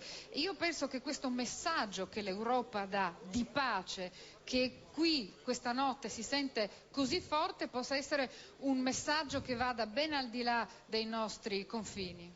Grazie mille Giovanna, e noi passiamo a Baghdad, dove dovrebbe esserci collegato con noi Raffaele Fichera. Eccolo Raffaele, hai ulteriori notizie? Guarda, sono le 2:15 di notte qui a Baghdad ed è difficile che qualunque notizia relativa alla liberazione degli ostaggi possa arrivare nelle prossime ore. Di notte a Baghdad non si muove niente, ed è stato un caso molto particolare che appunto ci aveva messo sulla pista della Croce Rossa, quello che ci ha portato sempre di notte davanti alla Croce Rossa per assistere alla fine a un colloquio riservato tra un funzionario dell'ambasciata italiana a Baghdad e il commissario straordinario della Croce Rossa stessa, Maurizio Scelli, che domani, ha fatto sapere, dovrà portare intorno all'ora di pranzo un nuovo convoglio a Fallujah, non soltanto di medicinali e cibo, ma anche con l'aiuto di alcuni sanitari che dovranno probabilmente intervenire sul posto, perché sembra che a Fallujah la situazione di alcuni bambini, dopo i lunghi bombardamenti di questi giorni e un assedio che dura dal 5 aprile scorso, hanno bisogno di immediato intervento di sanitari. Grazie Raffaele, prima di chiudere ti ringraziamo per essere rimasto con noi fino a quest'ora tardi per te. Noi abbiamo parlato di Europa e di Iraq e mi sembra di capire che lì ci sono dei pezzi d'Europa visibili e concreti in Iraq lì da te, non è vero? Guarda, è un caso strano. Voi sapete che l'Iraq militarmente in questo momento ha 3 giurisdizioni, una dal nord, dal Kurdistan, fino a Baghdad è praticamente la gestione degli americani, che hanno sul terreno 130.000 uomini, compreso il personale non belligerante, così viene chiamato. Poi c'è una fascia centrale che va da Baghdad in giù verso Najaf, centro meridionale, chiamiamolo così, che fino al settembre scorso dell'anno scorso era sotto il controllo americano, dal settembre appunto 2003 è in mano ai polacchi. E i polacchi, assieme all'Ungheria, Lettonia, la Lituania e la Slovacchia, praticamente 5 dei 10 nuovi stati dell'Unione, sono praticamente concentrati in quella zona, con praticamente 9.000 uomini, di cui il grosso è appunto della forza polacca. Poi c'è una zona ancora più a sud, la zona di Basra, tanto per intenderci, quella che arriva all'estremo sud dell'Iraq, che è sotto il controllo delle forze inglesi, dove sono anche gli italiani e dove ci sono, caso strano, 5 invece altre nazioni della vecchia Europa, se così possiamo dire a questo punto. Insomma, una divisione in 3 parti che, come dicevi tu, in qualche modo comprende sia i vecchi membri sia i membri di un'Europa allargata. Grazie mille Raffaele, puoi andare a riposarti dopo una giornata pesante. Speriamo di avere domani a questo punto, visto che è impensabile che nella notte di poter pensare a una liberazione notturna a Baghdad degli ostaggi, che, ripetiamo però, secondo le ultime notizie in nostro possesso, stanno bene e secondo la promessa di quelli che si ritengono essere i loro rapitori non dovrebbero rischiare ulteriori mutilazioni, ulteriori violenze, oltre a quella di essere sequestrati e privi di libertà. Dicevamo... Io su questo vorrei dire una parola. Cioè io vorrei, come dire, per scaramanzia non accentuerei questa attesa a brevissimo termine di una liberazione. Riflettiamo, io lo spero molto come tutti che questo avvenga, ma riflettiamo che questo episodio ha avuto una regia attentissima. Prima sono stati rapiti questi giovani, questi 4 italiani, poi ne è stato ammazzato uno in un modo barbaro e in un modo volutamente, direi, dimostrativo. E adesso sembra che l'abbiamo dimenticato questo morto. Dopo abbiamo avuto il primo video estremamente umiliante con i nostri connazionali accucciati per terra e i rapitori con le maschere in volto e i mitra. Poi abbiamo avuto un altro video in cui invece erano stati fatti vedere che mangiavano. Poi è venuta la richiesta della manifestazione. Dunque è stata una regia proprio, direi, scritta su un copione. La manifestazione, per fortuna, non abbiamo ceduto nel senso di fare una manifestazione politica, ma abbiamo avuto la manifestazione delle famiglie. Naturalmente, per fortuna, sembra che questa manifestazione delle famiglie con il messaggio del Papa abbia avuto un esito. Ma questo esito, come ci diceva Farina, sarebbe quello che non gli verrà torto un capello e non verranno uccisi, come avevano detto prima, li uccideremo fra 5 giorni. Non vorrei quindi, sulla base anche di quella dichiarazione di questa sera, che chiede l'intervento del governo italiano per liberare i prigionieri che stanno in mano ai curdi, entrando cioè nelle lotte interne delle varie etnie, non vorrei che l'atto successivo di questa regia fosse quella: non li uccidiamo più, ma li teniamo e vi chiediamo altre cose. Ecco, io spero che questo non avvenga, ma se vogliamo, per chi ha, come l'ho avuta io per la mia storia, una certa esperienza di rapporti col mondo islamico e con la, come dire, come diceva prima, per esempio proprio Gawronski, con il SUC, con la trattativa continua, che questi sanno condurre molto bene, che da parte nostra ci fosse una specie di ottimismo volenteroso e perdessimo di vista che si tratta di una contrattazione politica e una regia fredda e abbastanza spietata. Potrebbe essere un rialzare il prezzo anche. Io sono d'accordo su tutto quello che ha detto Pirani, salvo su un piccolo dettaglio, cioè non credo, cioè è vero che se ne parla meno di Quattrocchi, però devo dire che all'estero, fuori dall'Italia, anche in Italia certamente, ma quella frase che lui ha detto, vi faccio vedere come ha fatto guadagnare all'Italia un prestigio costante, continuo, che anche se si parla meno del suo caso adesso perché ci sono altri problemi da risolvere, ecco, io credo che ha fatto un bene al prestigio dell'Italia come nessun altro avvenimento di questi ultimi anni. Sarebbe stato meglio che fosse vissuto e non l'avesse pronunciata, se fosse anche lui tra quelli prigionieri non uccisi. Ma quella frase sarebbe stato meglio, certo, però quella frase vale un enorme investimento di prestigio e di popolarità per l'Italia. Io vorrei avviarmi alla conclusione tornando al tema che, anche se è un po' intersecato la nostra trasmissione insieme ai collegamenti con Baghdad per la vicenda degli ostaggi, e cioè l'allargamento dell'Europa. Io vorrei chiedere alla regia, modificando un po' la scaletta, di passare al servizio di 2 storie di persone comuni. Da una parte dei ragazzi ungheresi che, felici per la nuova Europa, pensano a spostarsi in questa nuova insieme di stati che prima non esisteva, e dall'altra di una ragazza dell'Est, i suoi sogni e i suoi timori. Cominciamo dalla prima storia, questi ragazzi ungheresi che racconta per noi Francesco Accardo. Ascoltiamolo. Questa ruota gigante che stamattina riceveva gli ultimi ritocchi in Piazza degli Eroi a Budapest è un orologio. Ogni 1° maggio, da domani in poi, farà uno scatto per segnare un nuovo anno dell'Ungheria nell'Unione Europea. Questo camion invece sarà l'ultimo a oltrepassare il confine con l'Austria stanotte, prima che le vecchie barriere, anche per le merci, vengano abbattute. A Budapest, ma non solo, i festeggiamenti per l'ingresso in Europa sono già cominciati da molto tempo e coinvolgono soprattutto i giovani.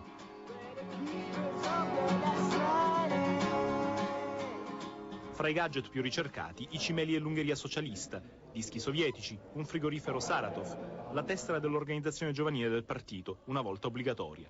Tutti esposti in questo mercatino di Budapest per esorcizzare un passato che gli ungheresi vogliono buttarsi definitivamente alle spalle. I ragazzi di oggi, come questi studenti di odontoiatria dell'Università Semmelweis di Budapest, parlano inglese e sognano di andare a lavorare fuori, anche se nei paesi dell'Unione, esclusa l'Irlanda, questo non sarà possibile per almeno 7 anni.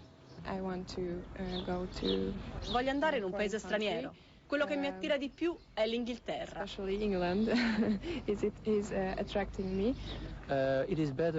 È meglio così per noi, potremmo lavorare, per esempio in Inghilterra, potremmo vedere come lavorano là i dentisti, conoscere altri punti di vista. La nostra professione sarà molto arricchita in questo modo.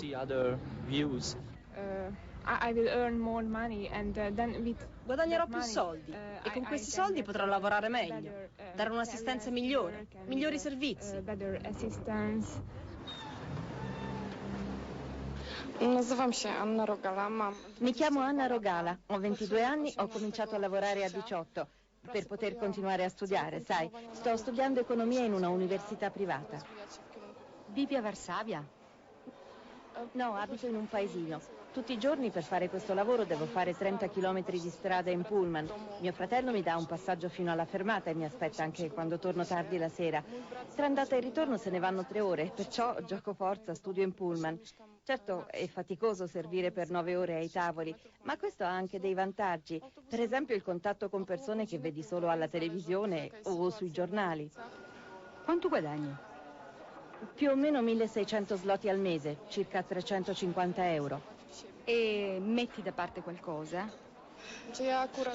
Diciamo che so risparmiare.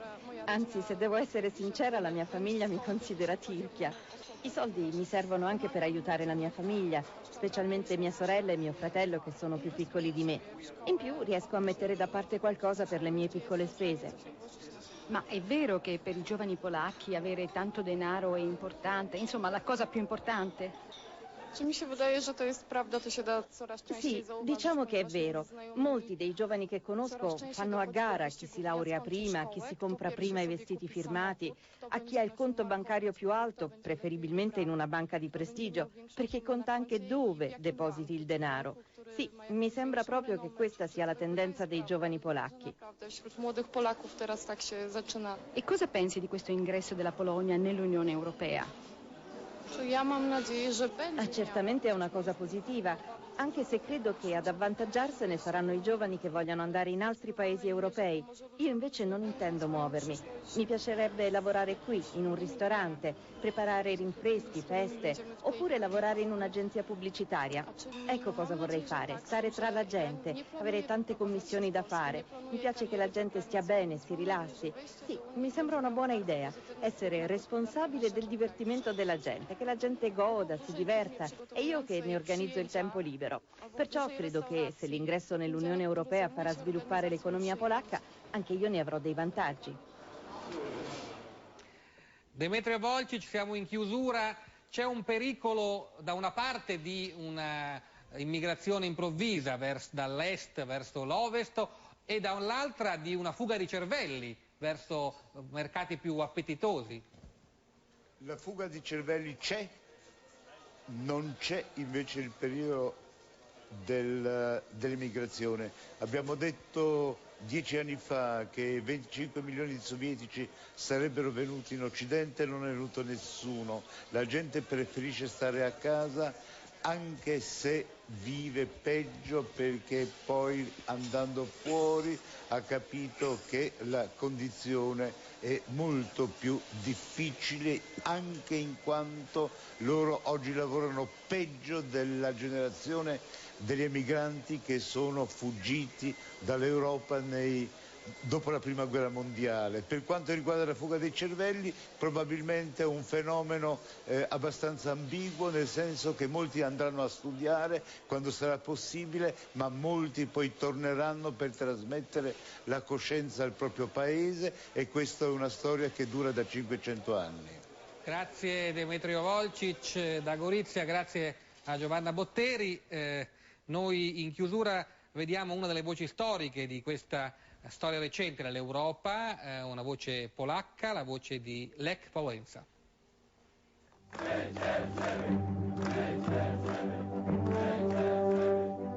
Giugno 1989. Per la prima volta in Polonia hanno luogo libere elezioni. Solidarność, il sindacato di lavoratori che da anni si oppone al regime comunista, trionfa. È l'ultimo atto di un processo che per 10 anni ha visto la Polonia infiammata da scioperi, contestazioni, repressioni. È il primo atto della fine della spaccatura in Europa tra Est e Ovest, una data che segna di fatto l'ingresso della Polonia nell'Europa democratica. Gli altri paesi seguiranno poi a ruota. Protagonista indiscusso di quel momento storico è Lech Wałęsa, leader di Solidarność. Prima che Wojtyła diventasse papa, io ero già all'opposizione almeno da 20 anni ed ero riuscito ad iscrivere solo 10 persone in una nazione di 40 milioni di abitanti. Di gruppi organizzati come il mio ce n'erano in Polonia, ma non tanti. I polacchi non credevano che ci saremmo riusciti. Tanti si sono lasciati coinvolgere dal sistema, altri erano inerti, nessuno voleva far niente. E proprio in quel momento un polacco diventa il papa. Quando arriva in Polonia vengono a milioni a salutarlo e il mondo si meraviglia che in Polonia, un paese comunista ed ateo, succeda una cosa del genere. A un certo momento il papa disse: «Sta cambiando l'aspetto del mondo, non abbiate paura». Dopo un anno dentro Solidarność non ci sono più 10 persone, ma 10 milioni.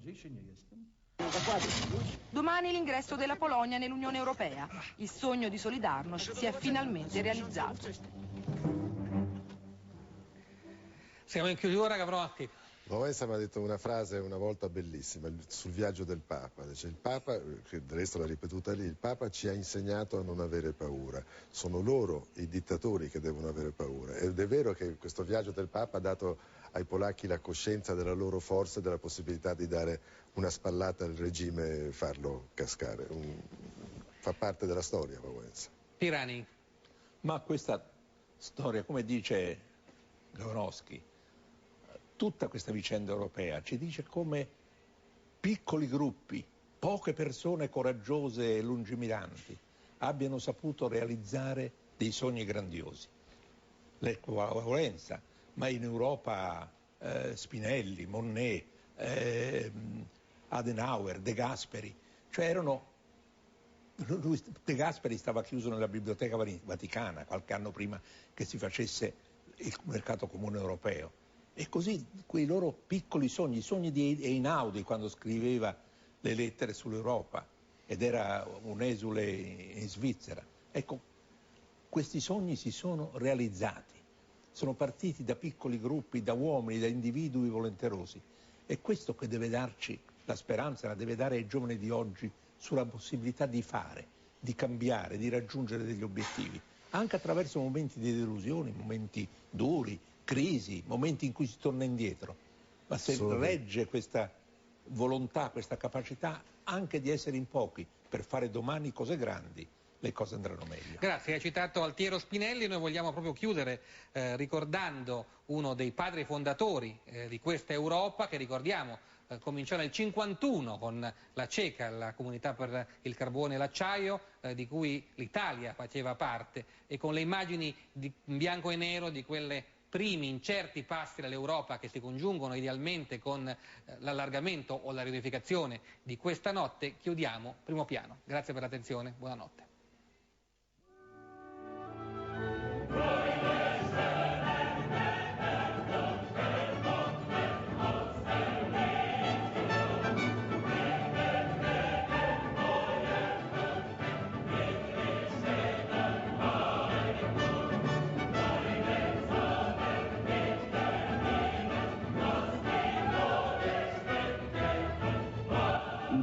Italia, il primo nucleo di quello che sarebbe stato il movimento federalista europeo, si è costituito negli anni 40, 41, 42 a Ventotene, in un'isola dove c'erano circa 800 confinati antifascisti, e fra questi si è trovato qualcuno, fra cui Ernesto Rossi, Eugenio Colorni, Giorgio Braccialarghe e pochi altri, e fra gli altri anch'io, i quali hanno deciso di scrivere da quest'isola, dove eravamo prigionieri già da anni, un progetto di manifesto per l'Europa libera e unita, che poi è stato chiamato col nome di Manifesto di Ventotene, è dunque all'origine della formazione del movimento federalista europeo.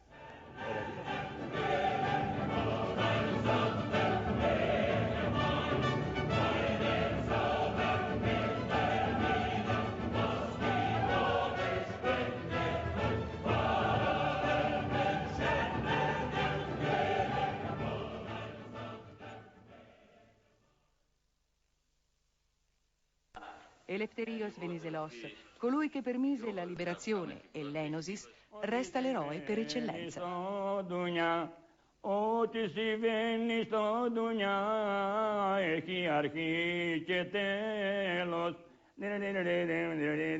Dice questa canzone: nella vita tutto ha un inizio e una fine.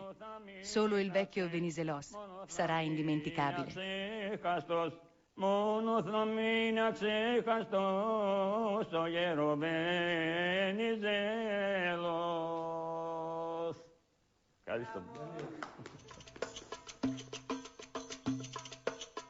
Un'antenna della televisione in una delle tante case di fango che si trovano nelle vallate di questo Medio Atlante marocchino.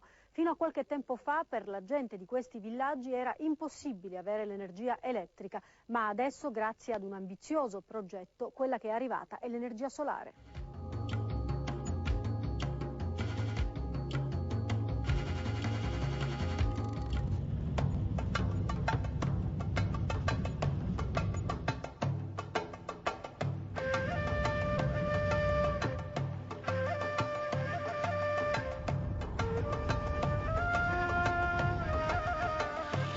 Che dovevano salutare in volo l'evento della riunificazione dell'Europa non sono decollate a causa del maltempo, ma la bandiera europea sventola al suono dell'inno alla gioia e la simbologia è così rispettata.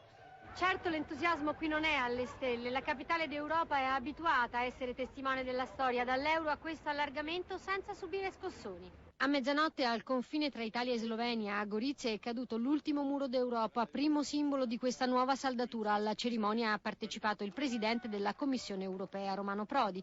Al confine tra Polonia e Germania, i due ministri degli esteri hanno attraversato insieme il ponte sull'Oder, un'altra frontiera che cade in questa nuova unione. A Budapest, in Ungheria, il primo ministro ha messo in movimento un gigantesco orologio che scandirà l'ora europea. Ma quello che ha infiammato i cuori degli abitanti di Budapest e di Varsavia sono stati gli spettacolari fuochi d'artificio che hanno illuminato il cielo a giorno. Grandi feste, canti, balli hanno scandito l'ingresso delle 3 repubbliche baltiche, un concerto con la partecipazione di 30.000 spettatori a Riga, in Lettonia. A Vilnius, in Lituania, migliaia di persone sono scese in piazza sventolando bandiere nazionali ed europee. Impazienti i 30.000 a Cipro hanno festeggiato con balli in piazza con un'ora d'anticipo sull'orario stabilito da Dublino. Il presidente greco-cipriota ha detto di non voler essere un paese dell'Unione che pone problemi. Il no del referendum della scorsa settimana ha impedito la riunificazione dell'isola e questo ricorda, anche in un giorno di festa, a tutta l'Europa che ci sono ancora tanti muri da abbattere. Torniamo in Italia. Per uscire dalla crisi e rilanciare lo sviluppo debbono collaborare tutti in spirito di unità. L'appello di Ciampi alla cerimonia al Quirinale per la consegna delle stelle al merito del lavoro in occasione della festività del 1° maggio. Le imprese italiane sono una ricchezza preziosa che dobbiamo difendere, ha aggiunto il Presidente della Repubblica. 1° maggio in un giorno speciale, il giorno, dice il Presidente Ciampi, della riunificazione dell'Europa, ma nel suo discorso ai nuovi maestri del lavoro il Presidente della Repubblica ha soprattutto voluto indicare le 8 regole per rispondere alla domanda: che cosa sta attraversando l'economia italiana, il suo sistema industriale, che cosa frena la nostra capacità di competere? Il PIL da troppo tempo è ristagnante, in Italia la disoccupazione è scesa al 9%, ma si è ridotta anche la quota italiana del commercio internazionale. Per invertire la rotta dobbiamo ragionare con una prospettiva di lungo periodo, prepararci a un lavoro di anni, ma decidere e cominciare ad agire al più presto, subito.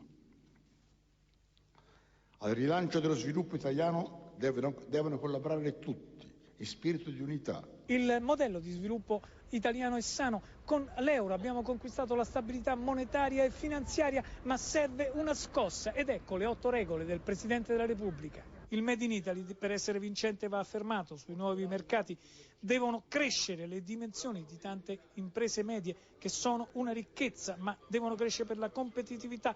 3. Affinare il modello dei distretti industriali. 4. Priorità Mezzogiorno. 5. Giusto equilibrio nella distribuzione del reddito, le famiglie sono il vero polmone dei consumi. 6. Investimenti, innovazione e ricerca. 7. All'Italia servono più laureati diplomati. 8. Bisogna insistere nel potenziare le reti di comunicazione. Per la festa nazionale del lavoro del 1° maggio, CGIL e CISL UIL hanno scelto quest'anno Gorizia, l'allargamento dell'Europa verso est, l'unità sindacale, la crisi economica e le difficili vertenze all'Italia e Melfi, le questioni centrali negli interventi dei segretari generali Epifani, Pezzotta e Angeletti. L'inviato Loris Gai. I cortei dei sindacati italiani e sloveni si fondono a piazza Transalpina, proprio dove fino a ieri passava il muro che divideva Gorizia e Nova Gorica. È il momento magico di questo 1° maggio speciale che celebra l'allargamento dell'Unione Europea. Un allargamento, dice Angeletti, che va affrontato ma non temuto. L'allargamento sarà un fattore di sviluppo e di progresso non solo per i nuovi europei, ma anche per i vecchi europei. Pezzotta, contestato da un'esigua minoranza all'inizio del corteo, sale sul palco. Dopo un passaggio sull'Europa che deve puntare sullo sviluppo, dice, magari reinterpretando il patto di stabilità, arriva l'affondo sull'Italia. Siamo fermi, spiega, l'economia non cresce, l'occupazione ristagna, la gente non arriva a fine mese. Non si affrontano le questioni di questo genere con dei palliativi, con le dichiarazioni sui giornali, ma con atti di volontà politica concreta. Purtroppo dobbiamo registrare una larga latitanza del nostro governo. Abbiamo chiesto un incontro per affrontare i problemi veri del Paese. A tutt'oggi nulla, un silenzio che sta diventando intollerabile. Crescono cassa integrazione e crisi aziendali, rincara Epifani, ulteriore conferma che serve una svolta nella politica economica. L'Alitalia, Melfi, i tanti casi di crisi aperti sono simboli di un paese che non sa più crescere e scarica sul lavoro incapacità, ritardi ed errori di altri, delle imprese e del governo. Iniziative per il 1° maggio sono state organizzate anche dall'UGL e dalla CISL. Con i leader nazionali di CGIL e CISL UIL. Festa di pace e lavoro nei comizi di Epifani, Angeletti e Pezzotta. L'Europa allargata diventa garanzia di pace, ma dicono ora vanno allargati anche i diritti.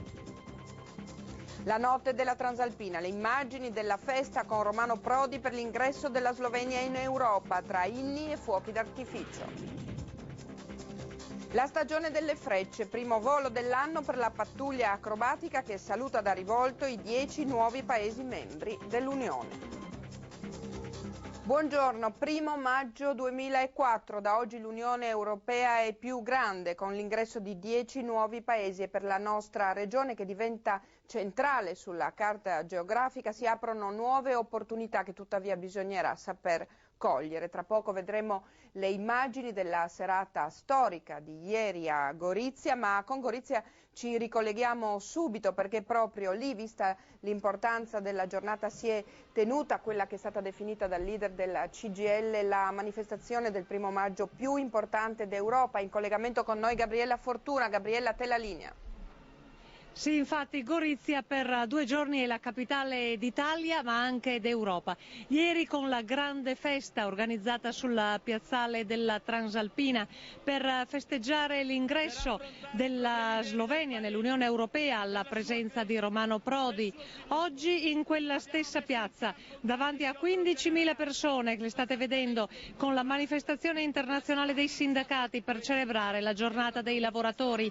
Prima il corteo, poi i comizi sul palco con gli interventi dei segretari generali di CGIL, CISL e UIL, Guglielmo Epifani, Savino Pezzotta e Luigi Angeletti, ma anche delle organizzazioni slovene e di John Mons, presidente della Confederazione dei Sindacati Europei.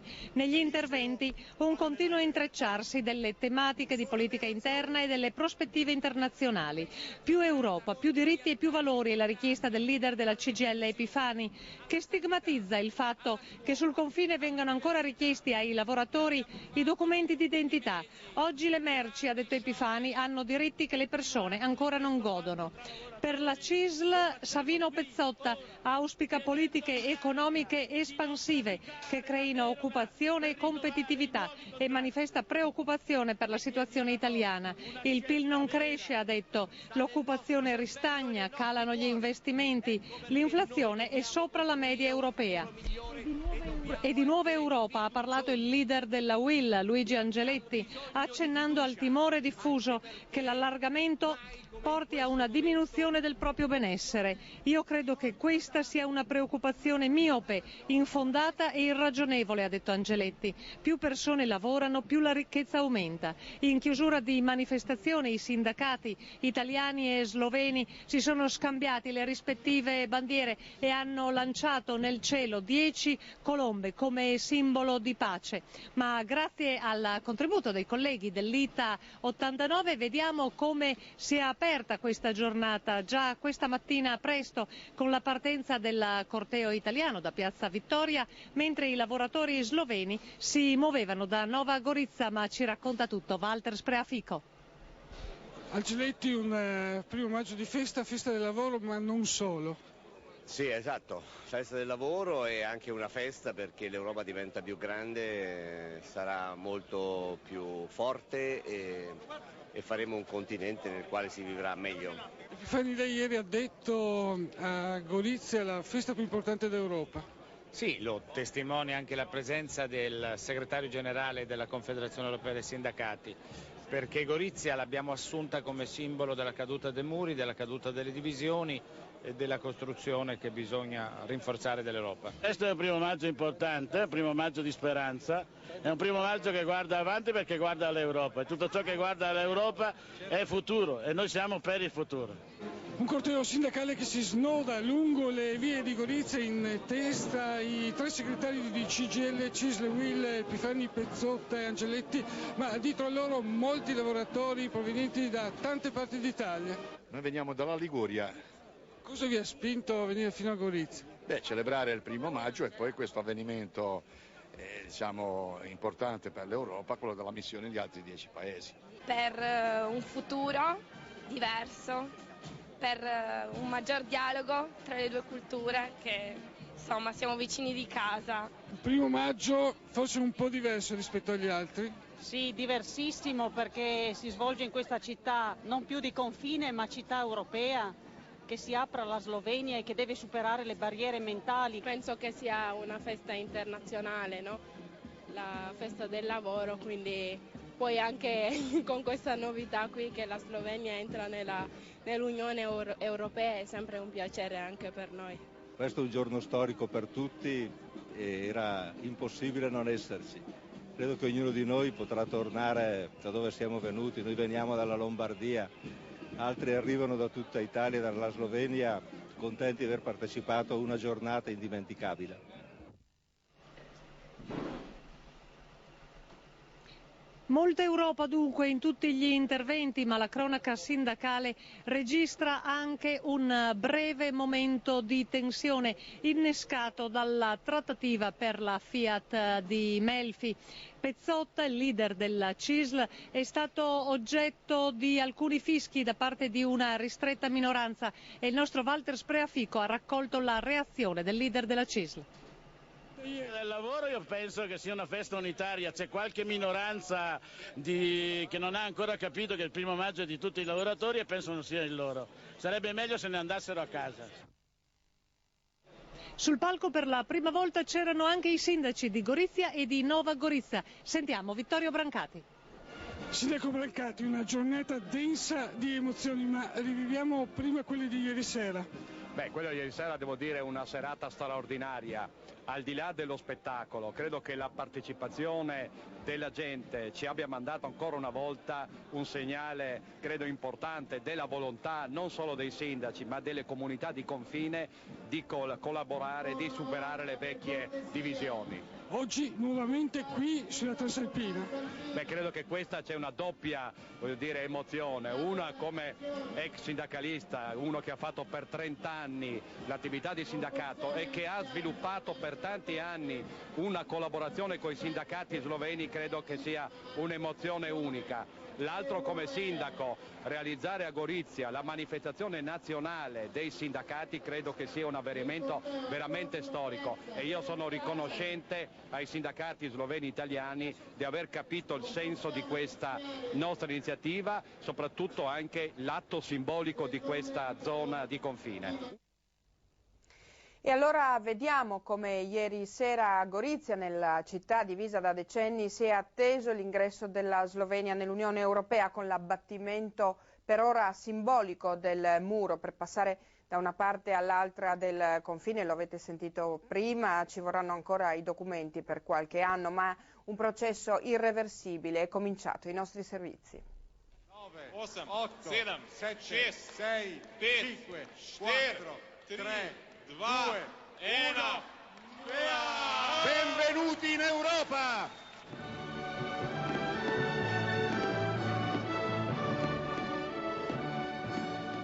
Un conto alla rovescia scandito in 2 lingue per chiudere definitivamente una pagina di storia. L'alzabandiera del vessillo azzurro dell'Unione Europea per aprire un nuovo capitolo che sarà composto di lemmi e parole declinati d'ora in poi con la forza del diritto.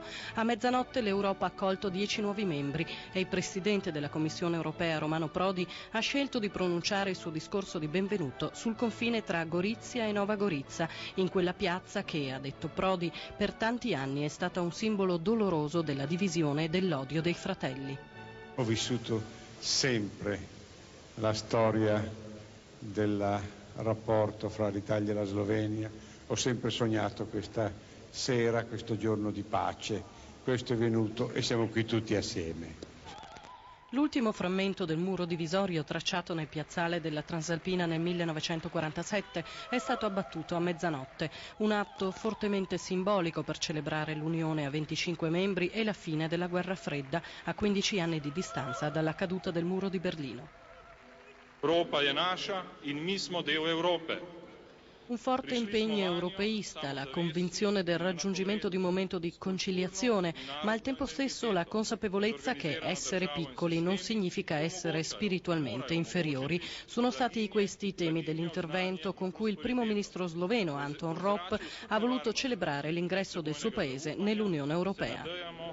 Dobrodošla Europa, srečno Slovenija. Il sottosegretario agli esteri Antonione ha portato il saluto del governo e di Berlusconi, dopo aver ricordato tra le peculiarità del territorio la presenza di 2 minoranze autoctone, quella slovena in Italia e quella italiana in Slovenia, definendole ponte di comunicazione tra le 2 parti del confine. Antonione ha giudicato il momento attuale un'occasione irripetibile sul piano politico, economico e culturale. Mezzo secolo fa i nostri padri fondatori hanno piantato sul nostro continente ormai devastato dalla guerra e dall'odio un seme che nessuno aveva mai visto prima, ha detto Prodi. In tutti questi anni la costruzione dell'Europa unita ha dimostrato che è possibile regolare i rapporti tra paesi non con il diritto della forza, ma con la forza del diritto. Danze, spettacoli e musica classica hanno accompagnato l'attesa nel piazzale aperto in via eccezionale al passaggio di italiani e sloveni, fino allo scoprimento, poco prima dello scoccare della mezzanotte, del mosaico realizzato al centro del piazzale della Transalpina e raffigurante l'esplosione simbolica del cippo posto nel 1947 sulla linea di confine tra Gorizia e Nova Gorica. A togliere il velo, circondati da centinaia di bambini festanti, due angeli acrobati accompagnati dagli inni sloveno e italiano.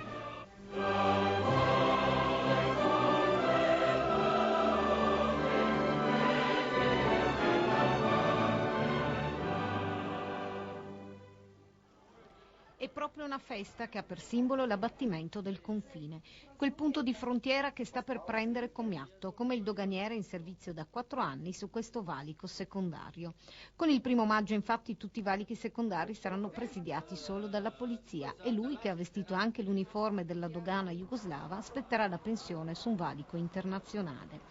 E quindi l'immagine del lasciapassare oltre il vetro dell'autobus transfrontaliero va catturata finché il libretto verde rappresenta ancora un elemento della quotidianità del vecchio continente.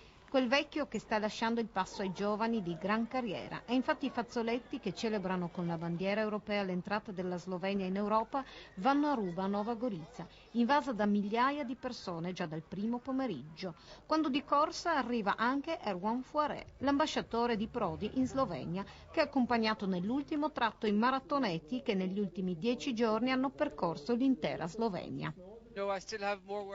Non è affatto l'ultimo sforzo per oggi, dice, perché tra un po' arriva il nostro presidente e poi ci sarà la cerimonia serale.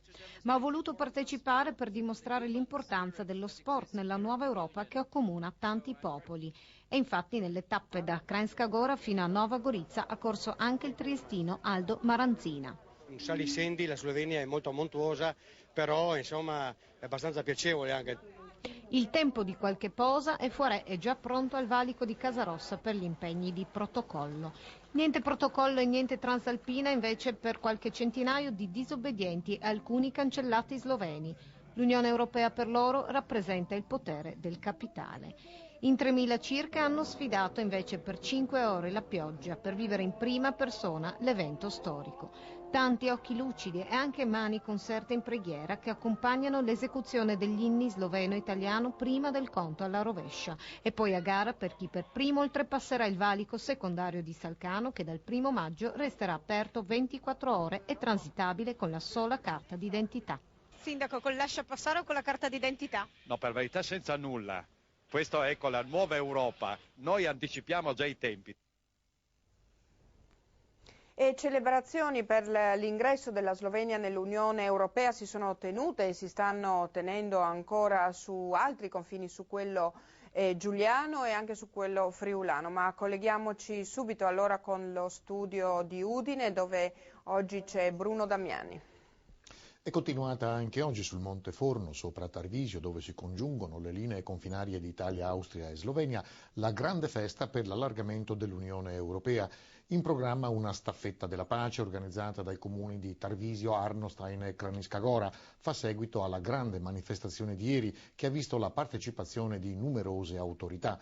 Assieme al primo ministro sloveno Anton Ropan, il nostro ministro per gli affari regionali Enrico La Loggia, il cancelliere austriaco Wolfgang Schüssel e il governatore della Carizia Haider. Sentiamo le interviste di Armando Mucchino. Ministro La Loggia, lei ha parlato non di allargamento, bensì di riunione dell'Europa. Sì, è la grande famiglia europea che man mano, pezzetto per pezzetto, va riunificandosi. Siamo qui, anche a nome del Presidente Berlusconi, per festeggiare con grande emozione l'ingresso della Slovenia in questa grande famiglia europea, in un luogo peraltro che si presta in maniera straordinaria, perché qui siamo all'angolo che unisce i 3 ex confini tra Austria, Italia e Slovenia. Quale ruolo per questi territori? È un territorio che ha un ruolo centrale per lo sviluppo di tutte le relazioni interne all'Unione Europea, ma anche per creare nuovo sviluppo, nuova occupazione, nuovo benessere fra 3 paesi che hanno molti interessi in comune. First 2 lands, now 3 all together. Prima 2, ora 3 popoli insieme. Qual è il loro futuro? I think we will have a good future if we are able. Penso che avremo un buon futuro se saremo in grado di trovare le soluzioni ai problemi sociali e della disoccupazione in tutti i nostri paesi, e questa è la grande sfida dell'Europa. Questa è un'opportunità per i milioni di persone che non hanno lavoro, e la ricerca della sicurezza è altrettanto importante per lo sviluppo della pace nel prossimo futuro.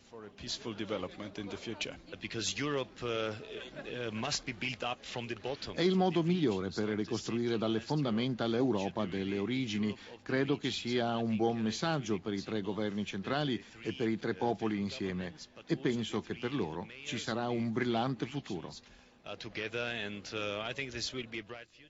Il 1° maggio è stato celebrato a Cervignano dal mondo dell'artigianato con una festa organizzata in onore degli artigiani pensionati. Sono intervenuti l'assessore regionale alle attività produttive Enrico Bertossi, il segretario nazionale degli artigiani pensionati della Confartigianato Fabio Menicacci, il presidente della provincia di Udine Strassoldo e i dirigenti regionali dell'Unione Artigiani. In provincia di Udine gli artigiani pensionati sono 12.000, molti di loro si sono dati appuntamento oggi a Cervignano per un incontro che ha voluto al tempo stesso essere momento di incontro festoso e di riflessione sul futuro previdenziale della categoria, che si è detta preoccupata per l'assottigliarsi delle risorse a disposizione.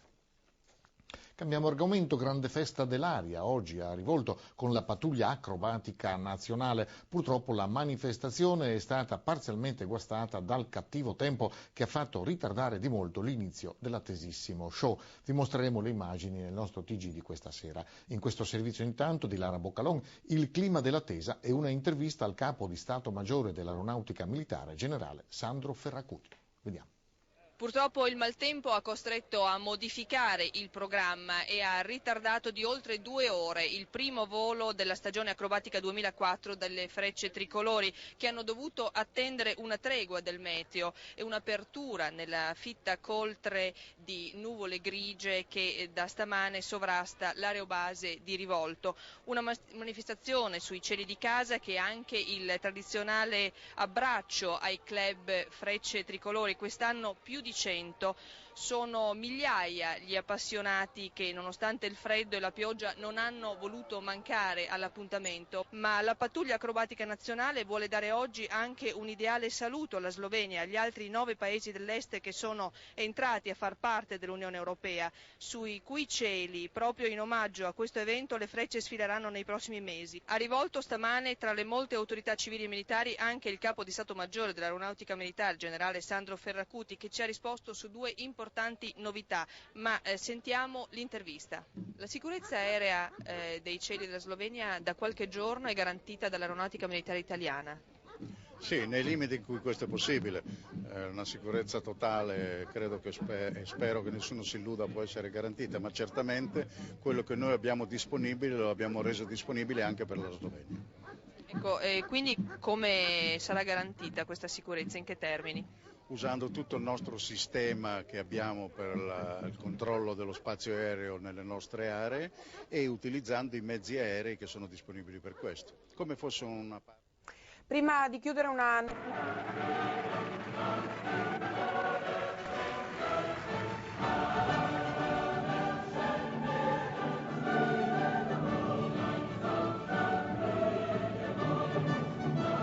Da ieri l'Unione Europea conta 75 milioni di nuovi cittadini che il prossimo giugno prenderanno parte alle elezioni per il rinnovo del Parlamento di Strasburgo, dove le lingue ufficiali passeranno da 11 a 20. La storia delle istituzioni comunitarie si è sempre svolta per allargamenti successivi, ma questo è il più grande e simbolicamente il più importante, visto che riunisce un continente diviso per mezzo secolo dalla cortina di ferro della Guerra Fredda. I 10 nuovi stati sono i 3 paesi baltici, Estonia, Lettonia e Lituania, 4 paesi dell'ex patto di Varsavia, Polonia, Repubblica Ceca, Slovacchia e Ungheria, una delle repubbliche dell'ex Jugoslavia, la Slovenia, e le isole di Malta e di Cipro. La nuova Europa 25 sarà da subito il più grande mercato comune dell'Occidente, con 455 milioni di consumatori. Ma le vecchie frontiere in realtà non cadono del tutto. Nessuno dei nuovi 10 stati aderisce per ora all'accordo di Schengen sulla libera circolazione delle persone. I controlli dei documenti resteranno invariati almeno fino al 2007.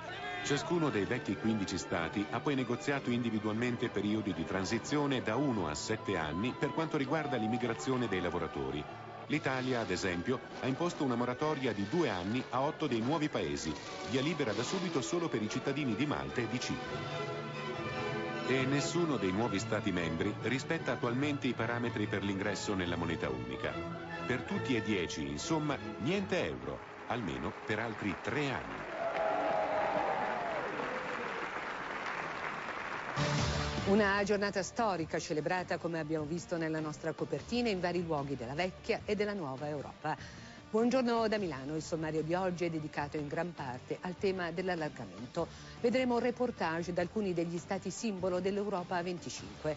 Per esempio Cipro, che entra divisa dopo il no al referendum del 24 aprile e dopo il fallimento della mediazione dell'ONU per la riunificazione dell'isola. E le repubbliche baltiche, Estonia, Lettonia, Lituania, che dai confini dell'ex impero sovietico abbracciano il cuore dell'Europa. Ma anche la Slovacchia, che deve fare i conti con le condizioni di miseria e di abbandono della sua numerosa comunità di zingari rom. Per la pagina culturale vedremo tra l'altro le immagini del cantiere del Forum delle Culture di Barcellona, che si inaugurerà il prossimo 9 di maggio.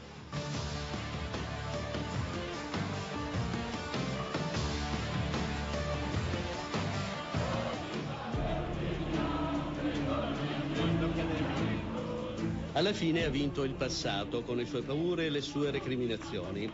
Un passato che a Cipro, a Nicosia, l'aspetto triste di questi alberelli. Ce n'è uno in piazza Eleftheria, piazza della Libertà, ed un altro a Checkpoint sulla linea verde che divide in due la città.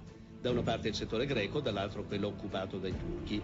Ad ogni ramo una striscia di carta con su il nome di un disperso. Sono quasi 1500 le persone sparite nel nulla da quando, all'alba del 20 luglio del 74, le truppe turche sbarcarono su questa spiaggia a nord dell'isola.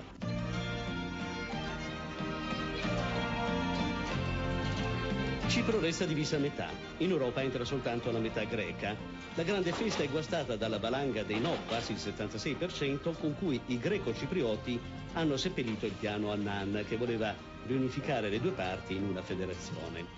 Disappunto dell'ONU, ovviamente, disappunto di Bruxelles, ma anche una specie di senso di colpa che ha colto gli stessi vincitori subito dopo la vittoria. Nessuno stasera ha vinto e nessuno ha perso, si è affrettato a dichiarare il presidente greco-cipriota Tassos Papadopoulos.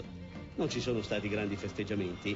I partiti che avevano fatto la campagna per l'Oki, per il no, si sono affrettati a precisare che era un no al piano Annan, non alla riunificazione dell'isola. Vogliamo una soluzione, ma una soluzione giusta, non una qualsiasi.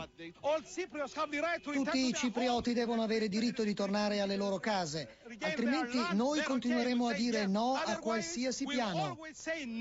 Il piano Annan prevedeva che solo 120.000 dei 200.000 profughi greci tornassero alle loro case nella parte nord occupata dai turchi, agli altri un indennizzo ai prezzi di mercato.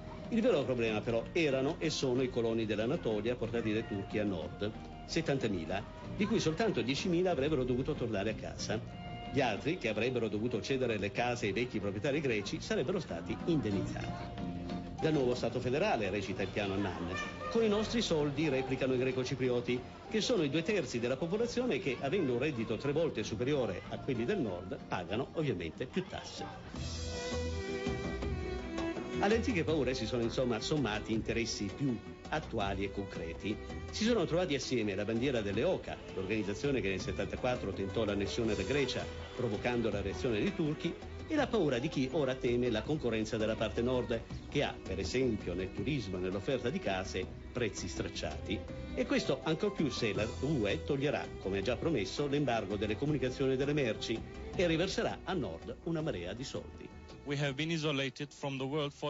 Siamo rimasti isolati per 30 anni dal resto del mondo, con un futuro incerto davanti a noi.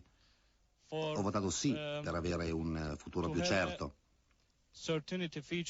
per avere l'assistenza sanitaria, un sistema educativo sul tipo di quello della Comunità Europea. Khan non è il solo a pensarla così. Il 65% dei turco-ciprioti ha voltato le spalle al presidente Denktash ed ha detto sì al piano Annan. Forse avrebbero voluto così anche i poveri morti del piccolo cimitero sotto le mura veneziane di Famagosta. perché nel 74 ci furono morti tra i civili, dispersi e sfollati anche tra i turchi.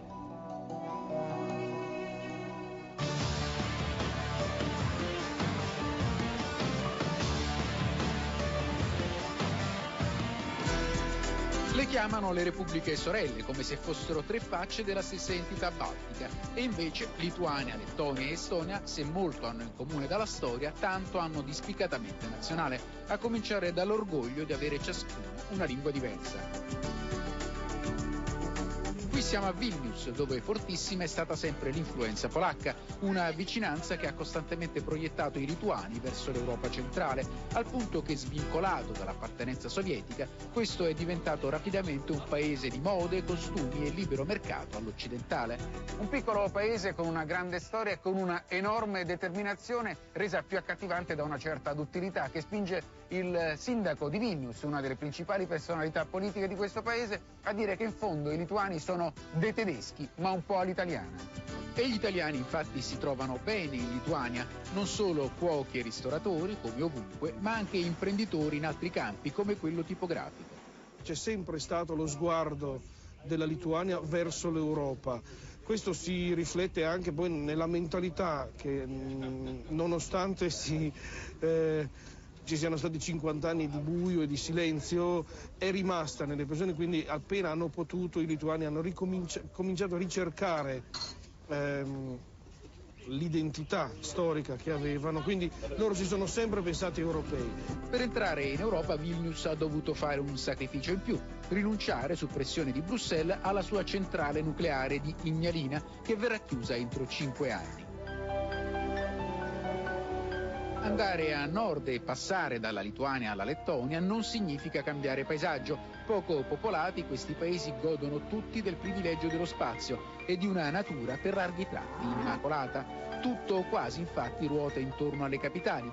Riga ha oggi praticamente compiuto il restyling della sua area pedonale, perfettamente in sintonia con i canoni estetici delle capitali storiche del nord Europa comunitario. C'è però un problema in Lettonia che l'ingresso nel club di Bruxelles non ha ancora risolto: il rapporto con Mosca e con la minoranza russa, fortissima, intorno al 35% del totale della popolazione. Con la Russia è in corso uno scambio di scortesie, con reciproche espulsioni di diplomatici per improbabili motivi di spionaggio. Il contenzioso è in realtà legato proprio allo status dei cittadini russi, nati o rimasti in Lettonia dai tempi dell'Unione Sovietica, costretti a imparare lingue e storia lettone e a sostenere 2 distinti esami se vogliono ottenere il diritto di votare in quello che in realtà è il loro paese.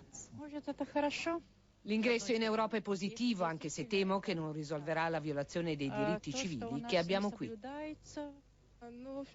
Io sono convinta che essere entrati in Europa sarà un vantaggio per quelli che vivono in città e un problema per gli abitanti delle campagne. Nei primi tempi la vita sarà più complicata, poi beneficeremo tutti di questo processo. Di sicuro, per i giovani si aprono grandi prospettive.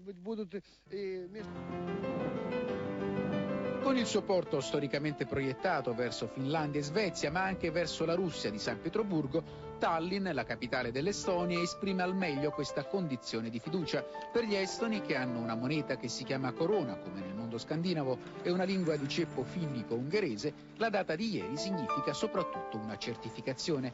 L'Estonia, del trittico baltico, è anche il tassello più virtuoso dal punto di vista socio-economico. Siamo sempre stati un piccolo paese ed era ora che facessimo parte di un mondo più grande. E visto com'è andata con la Russia, è giusto legarci all'Europa.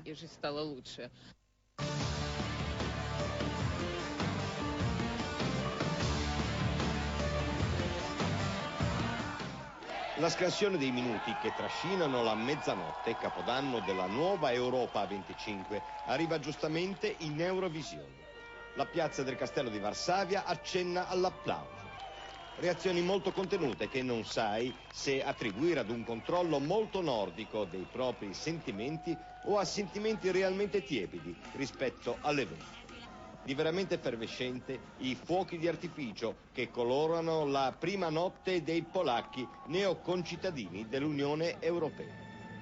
Nel 1° maggio delle celebrazioni ufficiali europee a Dublino, la Polonia della sofferta transizione dal blocco sovietico alla democrazia lascia la piazza della festa dei lavoratori a sparuti cortei, tra cui gli ultimi nostalgici del passato real socialista.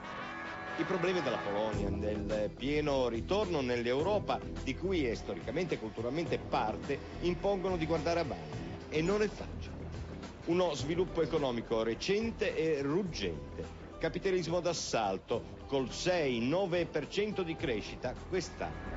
Tigre di carta come fu un tempo definita la Cina? Gli squilibri sociali in Polonia sono forti, troppo forse. Un enorme debito pubblico, disoccupazione diffusa, povertà oltre i livelli di guardia. In più, l'impegno oneroso e non condiviso dalla maggioranza della popolazione nella guerra in Iraq. Su questi problemi, proprio ieri, il governo di sinistra che ha portato la Polonia nell'Unione ufficializza la crisi. Si dimette il primo ministro Miller e si avvicina alla probabilità di elezioni politiche anticipate, con molte formazioni della destra xenofoba ed anti-europeista date vincenti dai sondaggi. Mosca come Bruxelles, ed è una delle bestemmie della Lega delle Famiglie Polacche, destra integralista cattolica. Via gli ebrei della Polonia, dice la scritta, e nella Polonia del ghetto di Varsavia questo dà i brividi. Sembra quasi che lo sforzo gigantesco per adeguarsi alle normative europee dell'Unione abbia esaurito assieme le energie politiche dell'attuale classe dirigente e gli entusiasmi e le aspettative della popolazione. Una sorta di cortocircuito politico-culturale. Problema eterno di questo grande paese schiacciato e lacerato nella storia recente dalla Russia sovietica e dalla Germania nazista sembra ancora essere quello della fiducia. E forse è per questo che la Polonia, storicamente parte della cultura occidentale, sta oggi nell'Europa, ma guarda con maggiore fiducia oltre l'Atlantico alla tutela della superpotenza statunitense.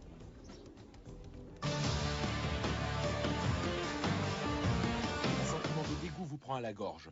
127 tombes juives ont été profanées. Constater les faits, elle retrouve un drapeau nazi. Tels actes d'antisémitisme sont contraires à l'esprit même de notre démocratie. Le matin, un camionneur passe devant le cimetière. Il voit les stèles maculées de croix gammées et sigle SS. Il donne immédiatement l'alerte.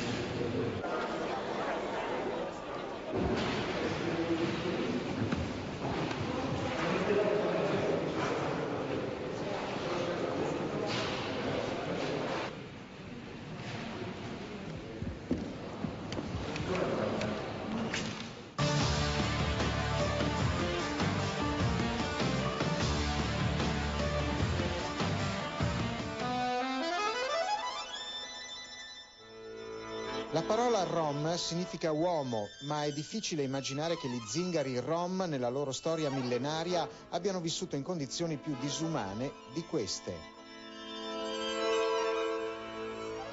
A Košice, capoluogo della Slovacchia orientale, 270.000 abitanti, vivono 35.000 Rom. La gran parte ha l'Unik 9, uno dei tanti quartieri satellite costruiti durante il comunismo. Crollato quel sistema, i Rom fanno i conti con l'economia di mercato. Stamattina ho perso il gioco. Poi sono andato in discarica a raccogliere ferro e cavi di rame. Ho guadagnato qualcosa per mia figlia che va a scuola e per mia moglie che è malata. La condizione dei Rom è drasticamente peggiorata da quando in marzo il governo ha tagliato i contributi sociali. Nessun principio, nessuna regola sembra valere più nei caseggiati di l'Unik 9. La società elettrica è la prima a truffarci, si lamenta quest'uomo rimasto al buio nonostante abbia pagato il contratto di allacciamento. L'amministrazione non raccoglie più i rifiuti perché nessuno è in regola con le tasse. Nessuno d'altronde potrebbe permetterselo. I Rom sono stati i primi a rimanere senza lavoro dopo la ristrutturazione delle grandi fabbriche della città. Questa condizione è il risultato dell'assimilazione di cui i Rom sono stati oggetto per molti anni. Un'assimilazione così forte che moltissimi Rom hanno ormai del tutto smarrito la loro identità e sono ora persi nella società. Denisa conosce bene la situazione in cui vive la maggioranza dei circa 500.000 Rom in Slovacchia, l'8% di tutta la popolazione, la più grande minoranza della nuova Europa e anche la più povera e meno tutelata. 24 febbraio. 2000 poliziotti intervengono in diversi centri della regione orientale del paese per sedare una serie di rivolte. A Trebišov un gruppo di ragazzi rom assalta un negozio di generi alimentari. Il loro quartiere viene circondato e perquisito. Ancora oggi al campo tutti ricordano. Sì, è vero, sono stati i ragazzi a rubare, racconta quest'uomo. Lo hanno fatto perché erano affamati. Una donna mostra i segni dell'irruzione della polizia. Un altro locale è occupato da 8 persone. Fino a qualche settimana fa ricevevano l'equivalente di 300 euro al mese, accumulando i diversi sussidi sociali. Ora, si lamenta il capofamiglia, devono cavarsela con 90 euro. Unica provvista in casa al momento, 1 chilo di farina. In un palazzo della capitale Bratislava, il ministro degli affari sociali illustra le ragioni dei tagli decisi dal governo. La nostra riforma sociale vuole rompere il circolo vizioso per il quale le persone non lavorano perché riescono ad ottenere con i sussidi l'equivalente di uno stipendio. Bisogna che le persone non dipendano più dalla sola assistenza. Passo dopo passo, grazie agli investimenti, pensiamo di riuscirvi. A cercarli si trovano ancora zingari rom che mantengono una loro identità, ad esempio al Conservatorio di Košice.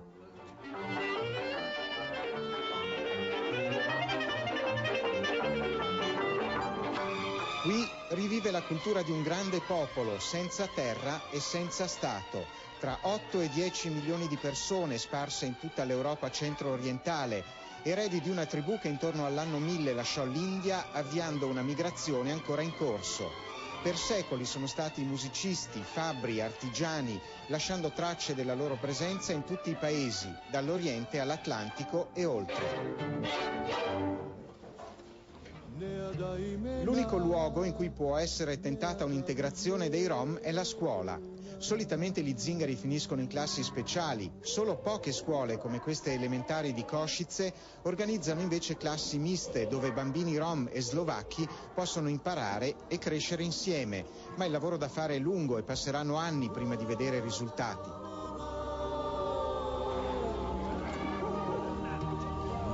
I Rom hanno perso la loro cultura con l'affermarsi del modello di vita industriale e cittadino. L'ideologia comunista ha a lungo negato la loro identità. Il libero mercato li ha ridotti ai margini della nuova società. Nei prossimi anni si vedrà se l'Europa dei 25 sarà capace di dare ai Rom, il popolo degli uomini, una nuova prospettiva. Fuori dai ghetti. Ora la pagina della cultura. A Barcellona tra una settimana si apre il primo forum delle culture. Si tratta di un grande appuntamento durante il quale verranno discussi i temi più importanti del nostro secolo, dal rispetto per le altre culture allo sviluppo sostenibile per il nostro pianeta, alla creazione di una cultura di pace. Vedremo poi il Museo di Sissi, appena inaugurato al Palazzo Imperiale di Vienna, dedicato all'imperatrice Triste, interpretata sullo schermo da Romy Schneider. Seguiranno come sempre le nostre rubriche. Per concludere, Cineteca d'Europa, piccole e grandi storie del nostro passato.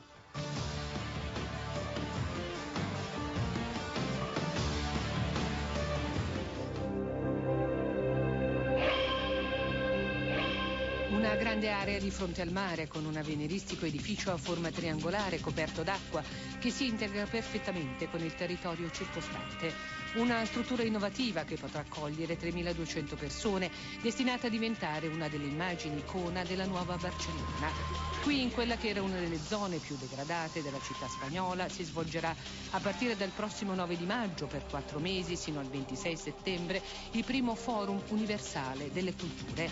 Si tratta di un progetto grandioso che non ha precedenti, la creazione di un luogo in cui si potrà discutere e confrontarsi sui temi più importanti del XXI secolo, il rispetto per le diversità culturali, lo sviluppo sostenibile per il nostro pianeta e le condizioni per costruire la pace. Per confermare l'attenzione ai temi ambientali nel cuore del grande cantiere che si affaccia sul mare, dove si lavora a ritmi sostenuti per arrivare in tempo alla cerimonia di apertura, con Re Juan Carlos e la regina Sofia, svetta su un cielo limpidissimo sferzato dal vento un'enorme cellula fotovoltaica che fornirà l'energia elettrica a tutto il nuovo insediamento. L'auditorium, il più grande centro congressi del sud dell'Europa, avrà una capacità di accogliere 15.000 persone. Nella spianata di 14 ettari è stato costruito un nuovo porto, una grande area di attività marine progettata dall'architetto Beth Gali, un campo della pace dove verranno ospitati 1.200 bambini provenienti da 16 diversi paesi, teatri all'aperto dove 24 ore al giorno verranno messi in scena spettacoli di compagnie che arriveranno a Barcellona da tutto il mondo.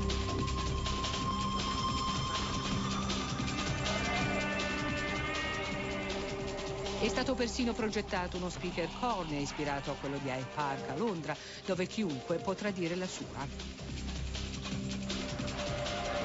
Barcellona sta cambiando di nuovo volto dopo la grande trasformazione urbanistica realizzata durante le Olimpiadi del 92, quando la capitale catalana si aprì sul mare, costruendo interi quartieri, spiagge, alberghi e insediamenti turistici. Ora prosegue la riqualificazione della città, diventata negli anni recenti un melting pot di culture, aperto e molto vivo.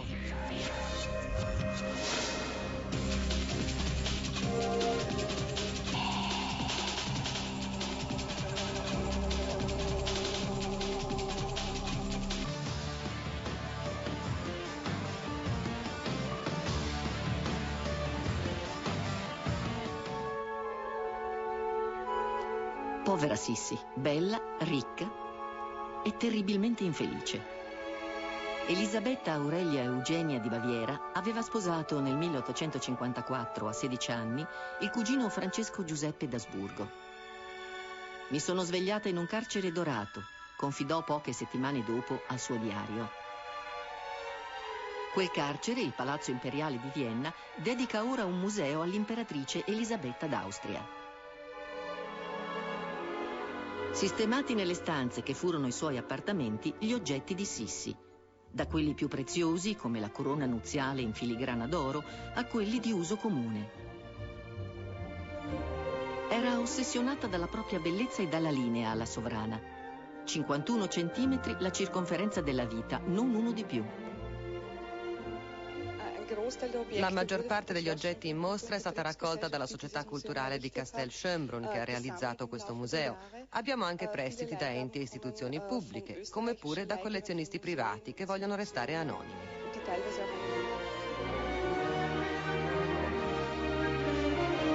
Il museo documenta anche il mito di Sissi. Un mito costruito sulle esigenze della corte dopo il suo assassinio, il 10 settembre del 1898.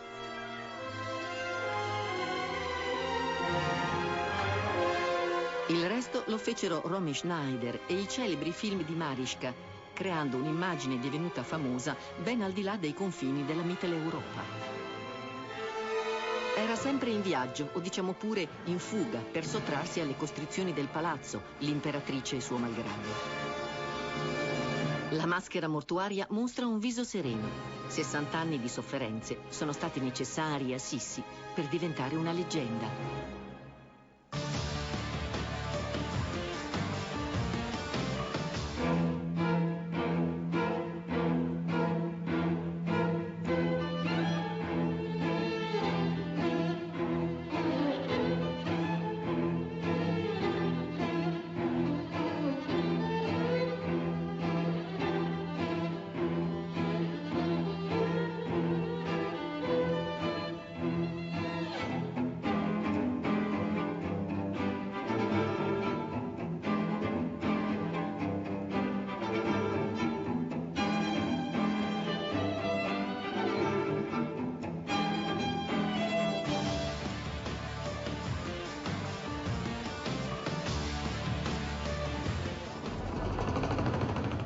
Maggio 1960. L'Argentina accusa Israele di rapimento e chiede la restituzione di Adolf Eichmann.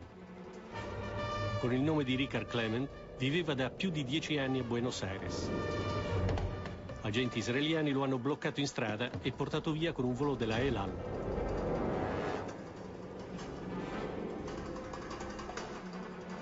Viene quindi organizzato a Tel Aviv il processo all'ex responsabile dell'ufficio deportazione del Reich di Hitler, il Dipartimento 4B4, che aveva prima organizzato la deportazione e quindi, a partire dal 1941, lo sterminio degli ebrei nei paesi occupati dai tedeschi.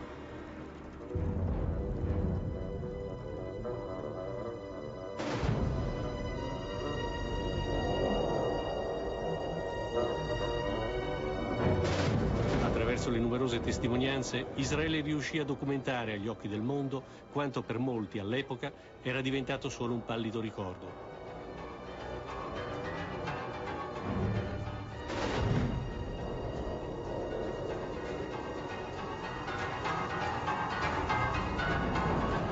Eichmann fu quindi condannato e impiccato, il suo corpo cremato e le ceneri disperse in mare fuori dalle acque territoriali di Israele.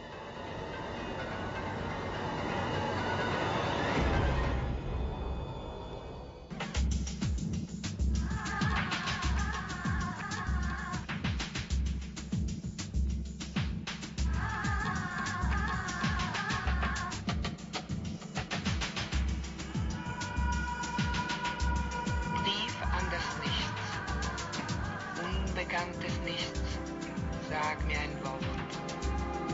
Eine Schnee symbolizes Tai Chi, which is formless and above duality. Here it is manifesting itself. Don't utilizzò kai teknikos, kai ekoros, kai katheuon, kai neon, kai gerayon, te carne, te penso, te keina est, te keina pa.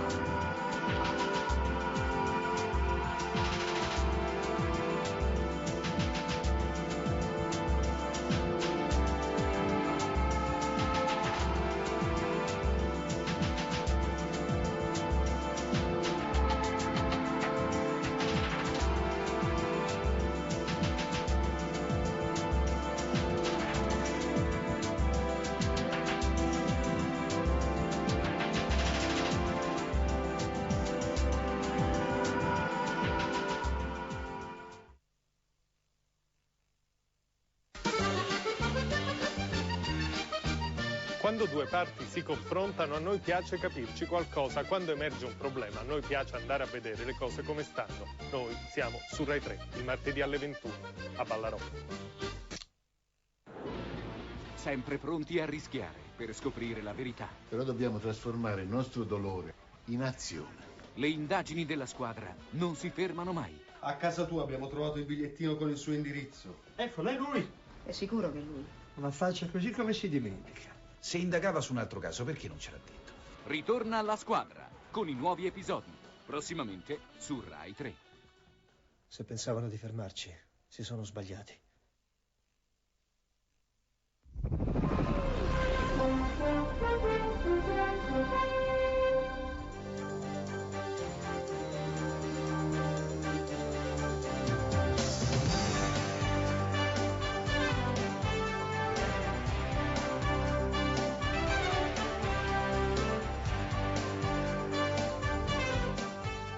In questo numero nasce a Dublino la nuova Europa 25. Dopo i successi su olio e tabacco, come cambierà la politica agricola comunitaria? Per angoli d'Europa, vittorie e sconfitte di un mecenate del Rinascimento. Da ieri il muro e la cortina di ferro sono stati demoliti definitivamente, sono alle nostre spalle. L'Europa, dopo essersi liberata, si è riunificata ed ha ufficialmente anche allargato i suoi confini. Siamo 25 paesi, un mercato di 450 milioni di consumatori, prima o poi ci sarà una moneta per tutti, entro l'anno, se non addirittura già entro l'estate, avremo sicuramente anche la Carta Costituzionale. Come la caduta delle dittature comuniste abbia dato una spinta formidabile alla riunificazione europea dopo il 1989, lo ha ricordato il Presidente del Consiglio Silvio Berlusconi, che a Dublino, ieri, alla cerimonia ufficiale dell'allargamento ha rappresentato l'Italia. Berlusconi ha sottolineato che il processo di riunificazione ora non deve però fermarsi.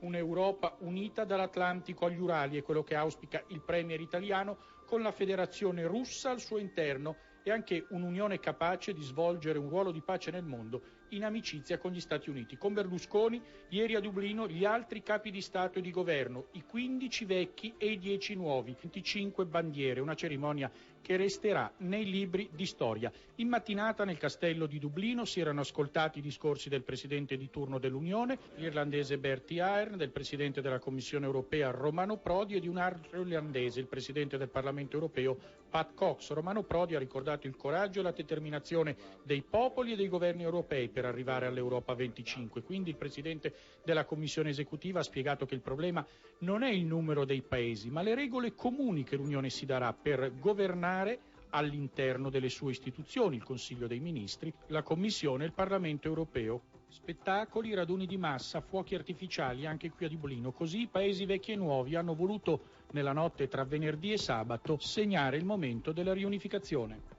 Da quel 27 marzo del 1957 a Roma al 1 maggio qui a Dublino del 2004, durante questi 47 anni l'Europa si è costruita, fortificata e adesso si allarga, riunificata a est. Un sogno, quello dell'allargamento dei padri fondatori dell'Europa, De Gasperi, Schuman, Adenauer. È un sogno realizzato anche per il nostro Presidente della Repubblica, Carlo Azeglio Ciampi, che ancora nel corso della sua visita nei Paesi Baltici aveva sottolineato l'importanza dell'integrazione europea.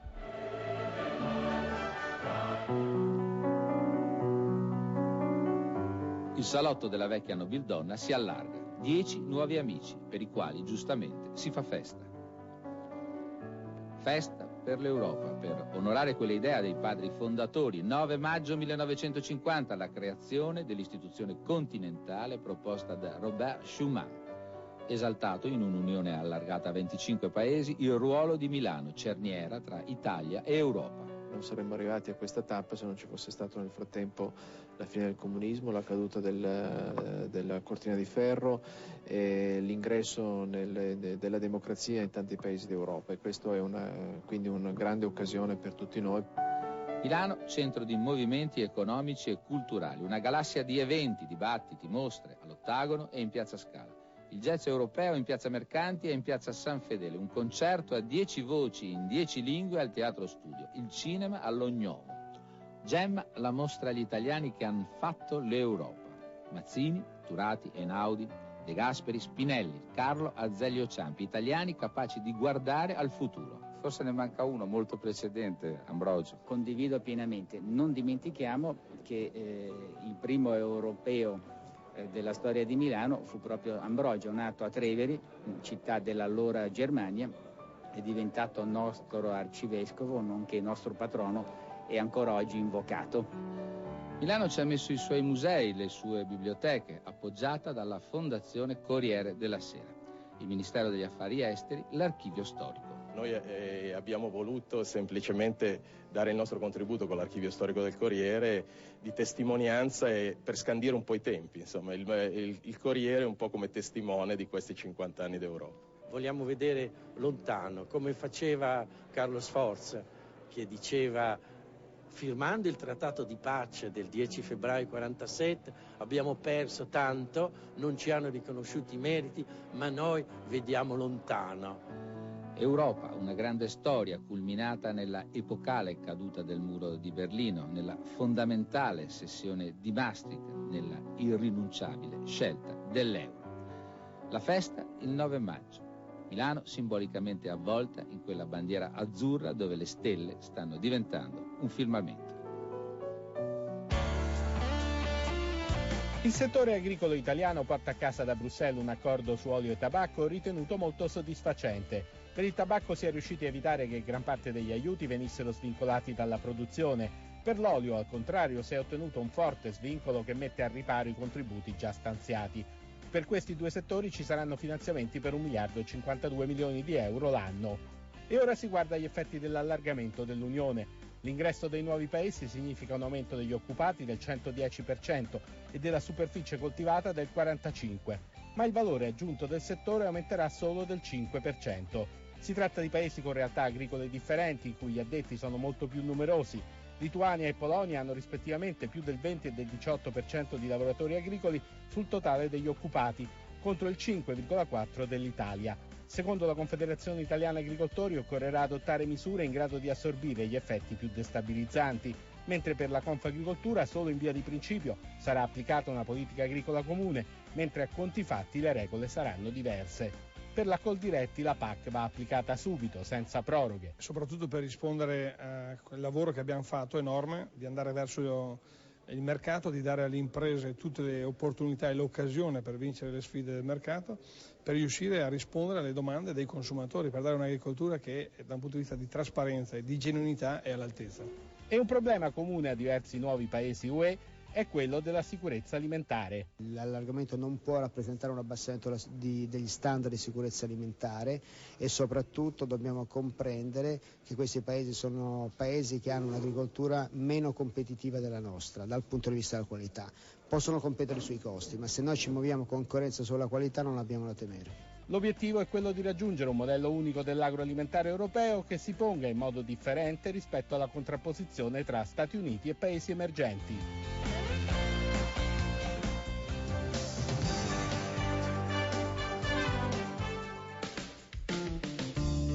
Tra le manifestazioni che si sono svolte in questi giorni per celebrare l'allargamento dell'Unione Europea, una particolarmente significativa è stata quella dedicata alle cinematografie dei 10 nuovi paesi. Promossa da Eurovisioni, è stata realizzata a Roma una rassegna con un centinaio di proiezioni. È stata l'occasione per scoprire cinematografie finora ignote, come quelle di Estonia e Lettonia, e riviverne la travagliata storia.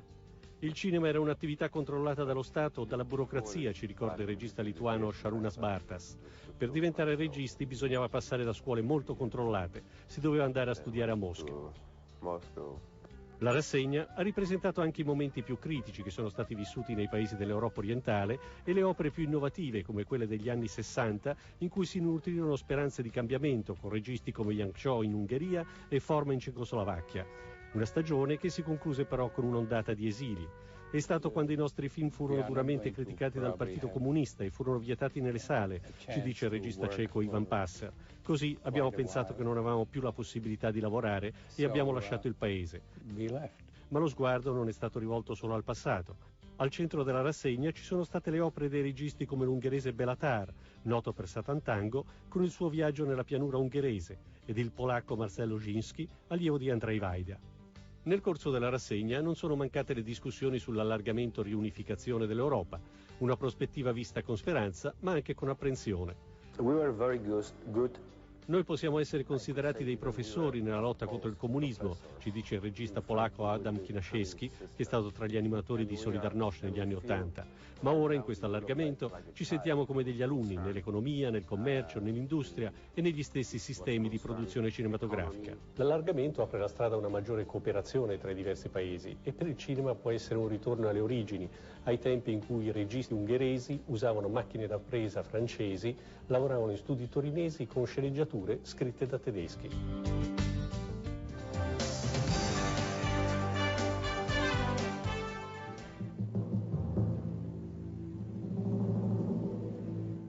Una piccola grande mostra da non perdere al Museo del Bargello a Firenze. La città toscana rende omaggio con poche ma pregiatissime opere a Bindo Altoviti, potente banchiere papale e grande mecenate del Rinascimento.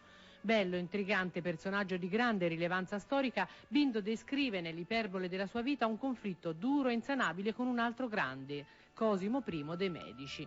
Nelle sale il percorso invita alla riflessione storica e artistica sulla Firenze e sull'Europa della metà del Cinquecento, ma soprattutto ci concede uno sguardo sulla personalità di questo giovane toscano che difese la Repubblica e sostenne da Roma i senesi contro Cosimo I. Il ritratto di Raffaello lo vede in tutta la sua bellezza, raffinato e ostinato.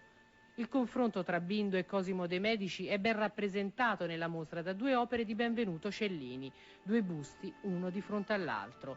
Cosimo è il ritratto del potere, l'autore ne rapisce l'anima. Dall'altra parte Bindo, che come ci dice il sovrintendente al Polo Museale Fiorentino Paolucci, si presenta a noi con orgogliosa e quasi sfrontata sicurezza.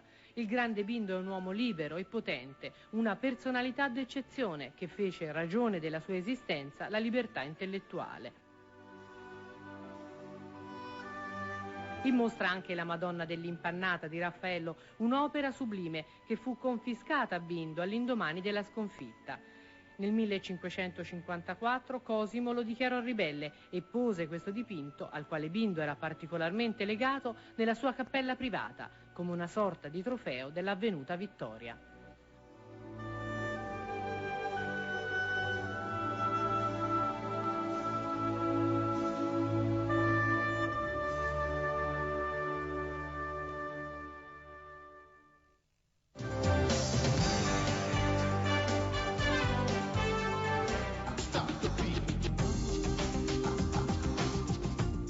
Oggi vi presentiamo un programma della Commissione europea che intende promuovere l'uso più sicuro di Internet attraverso interventi che filtrino informazioni di contenuto illegale e nocivo.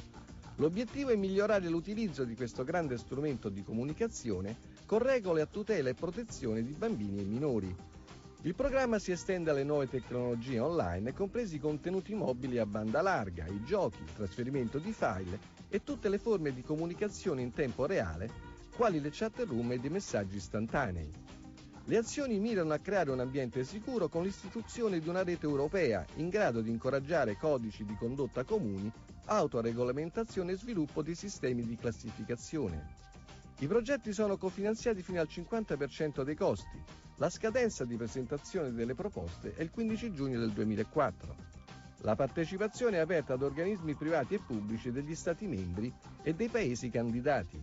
Per ulteriori informazioni contattare il numero verde 800 257 330 o digitare www.eurodesk.it.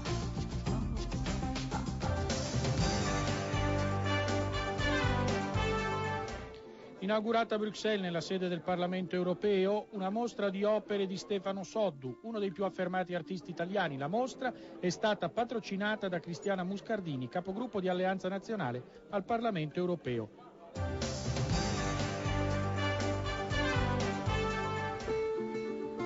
Tutte le regioni italiane che hanno beneficiato nella legislatura europea appena conclusa dei fondi strutturali hanno ottenuto le cosiddette premialità, fondi in più, per aver ben gestito i soldi europei.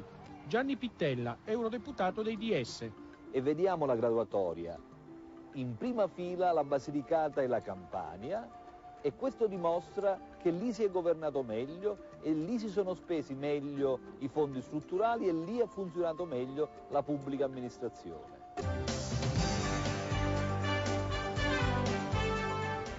È finita l'odissea delle famiglie che chiedevano di adottare, con tutte le regolarità previste dall'Unione Europea, bambini provenienti dalla Romania. Queste nuove famiglie, con la certezza del diritto, con la certezza di poter avere un futuro migliore e anche poter dare una risposta a queste famiglie che avevano avuto la sfortuna di non avere figli.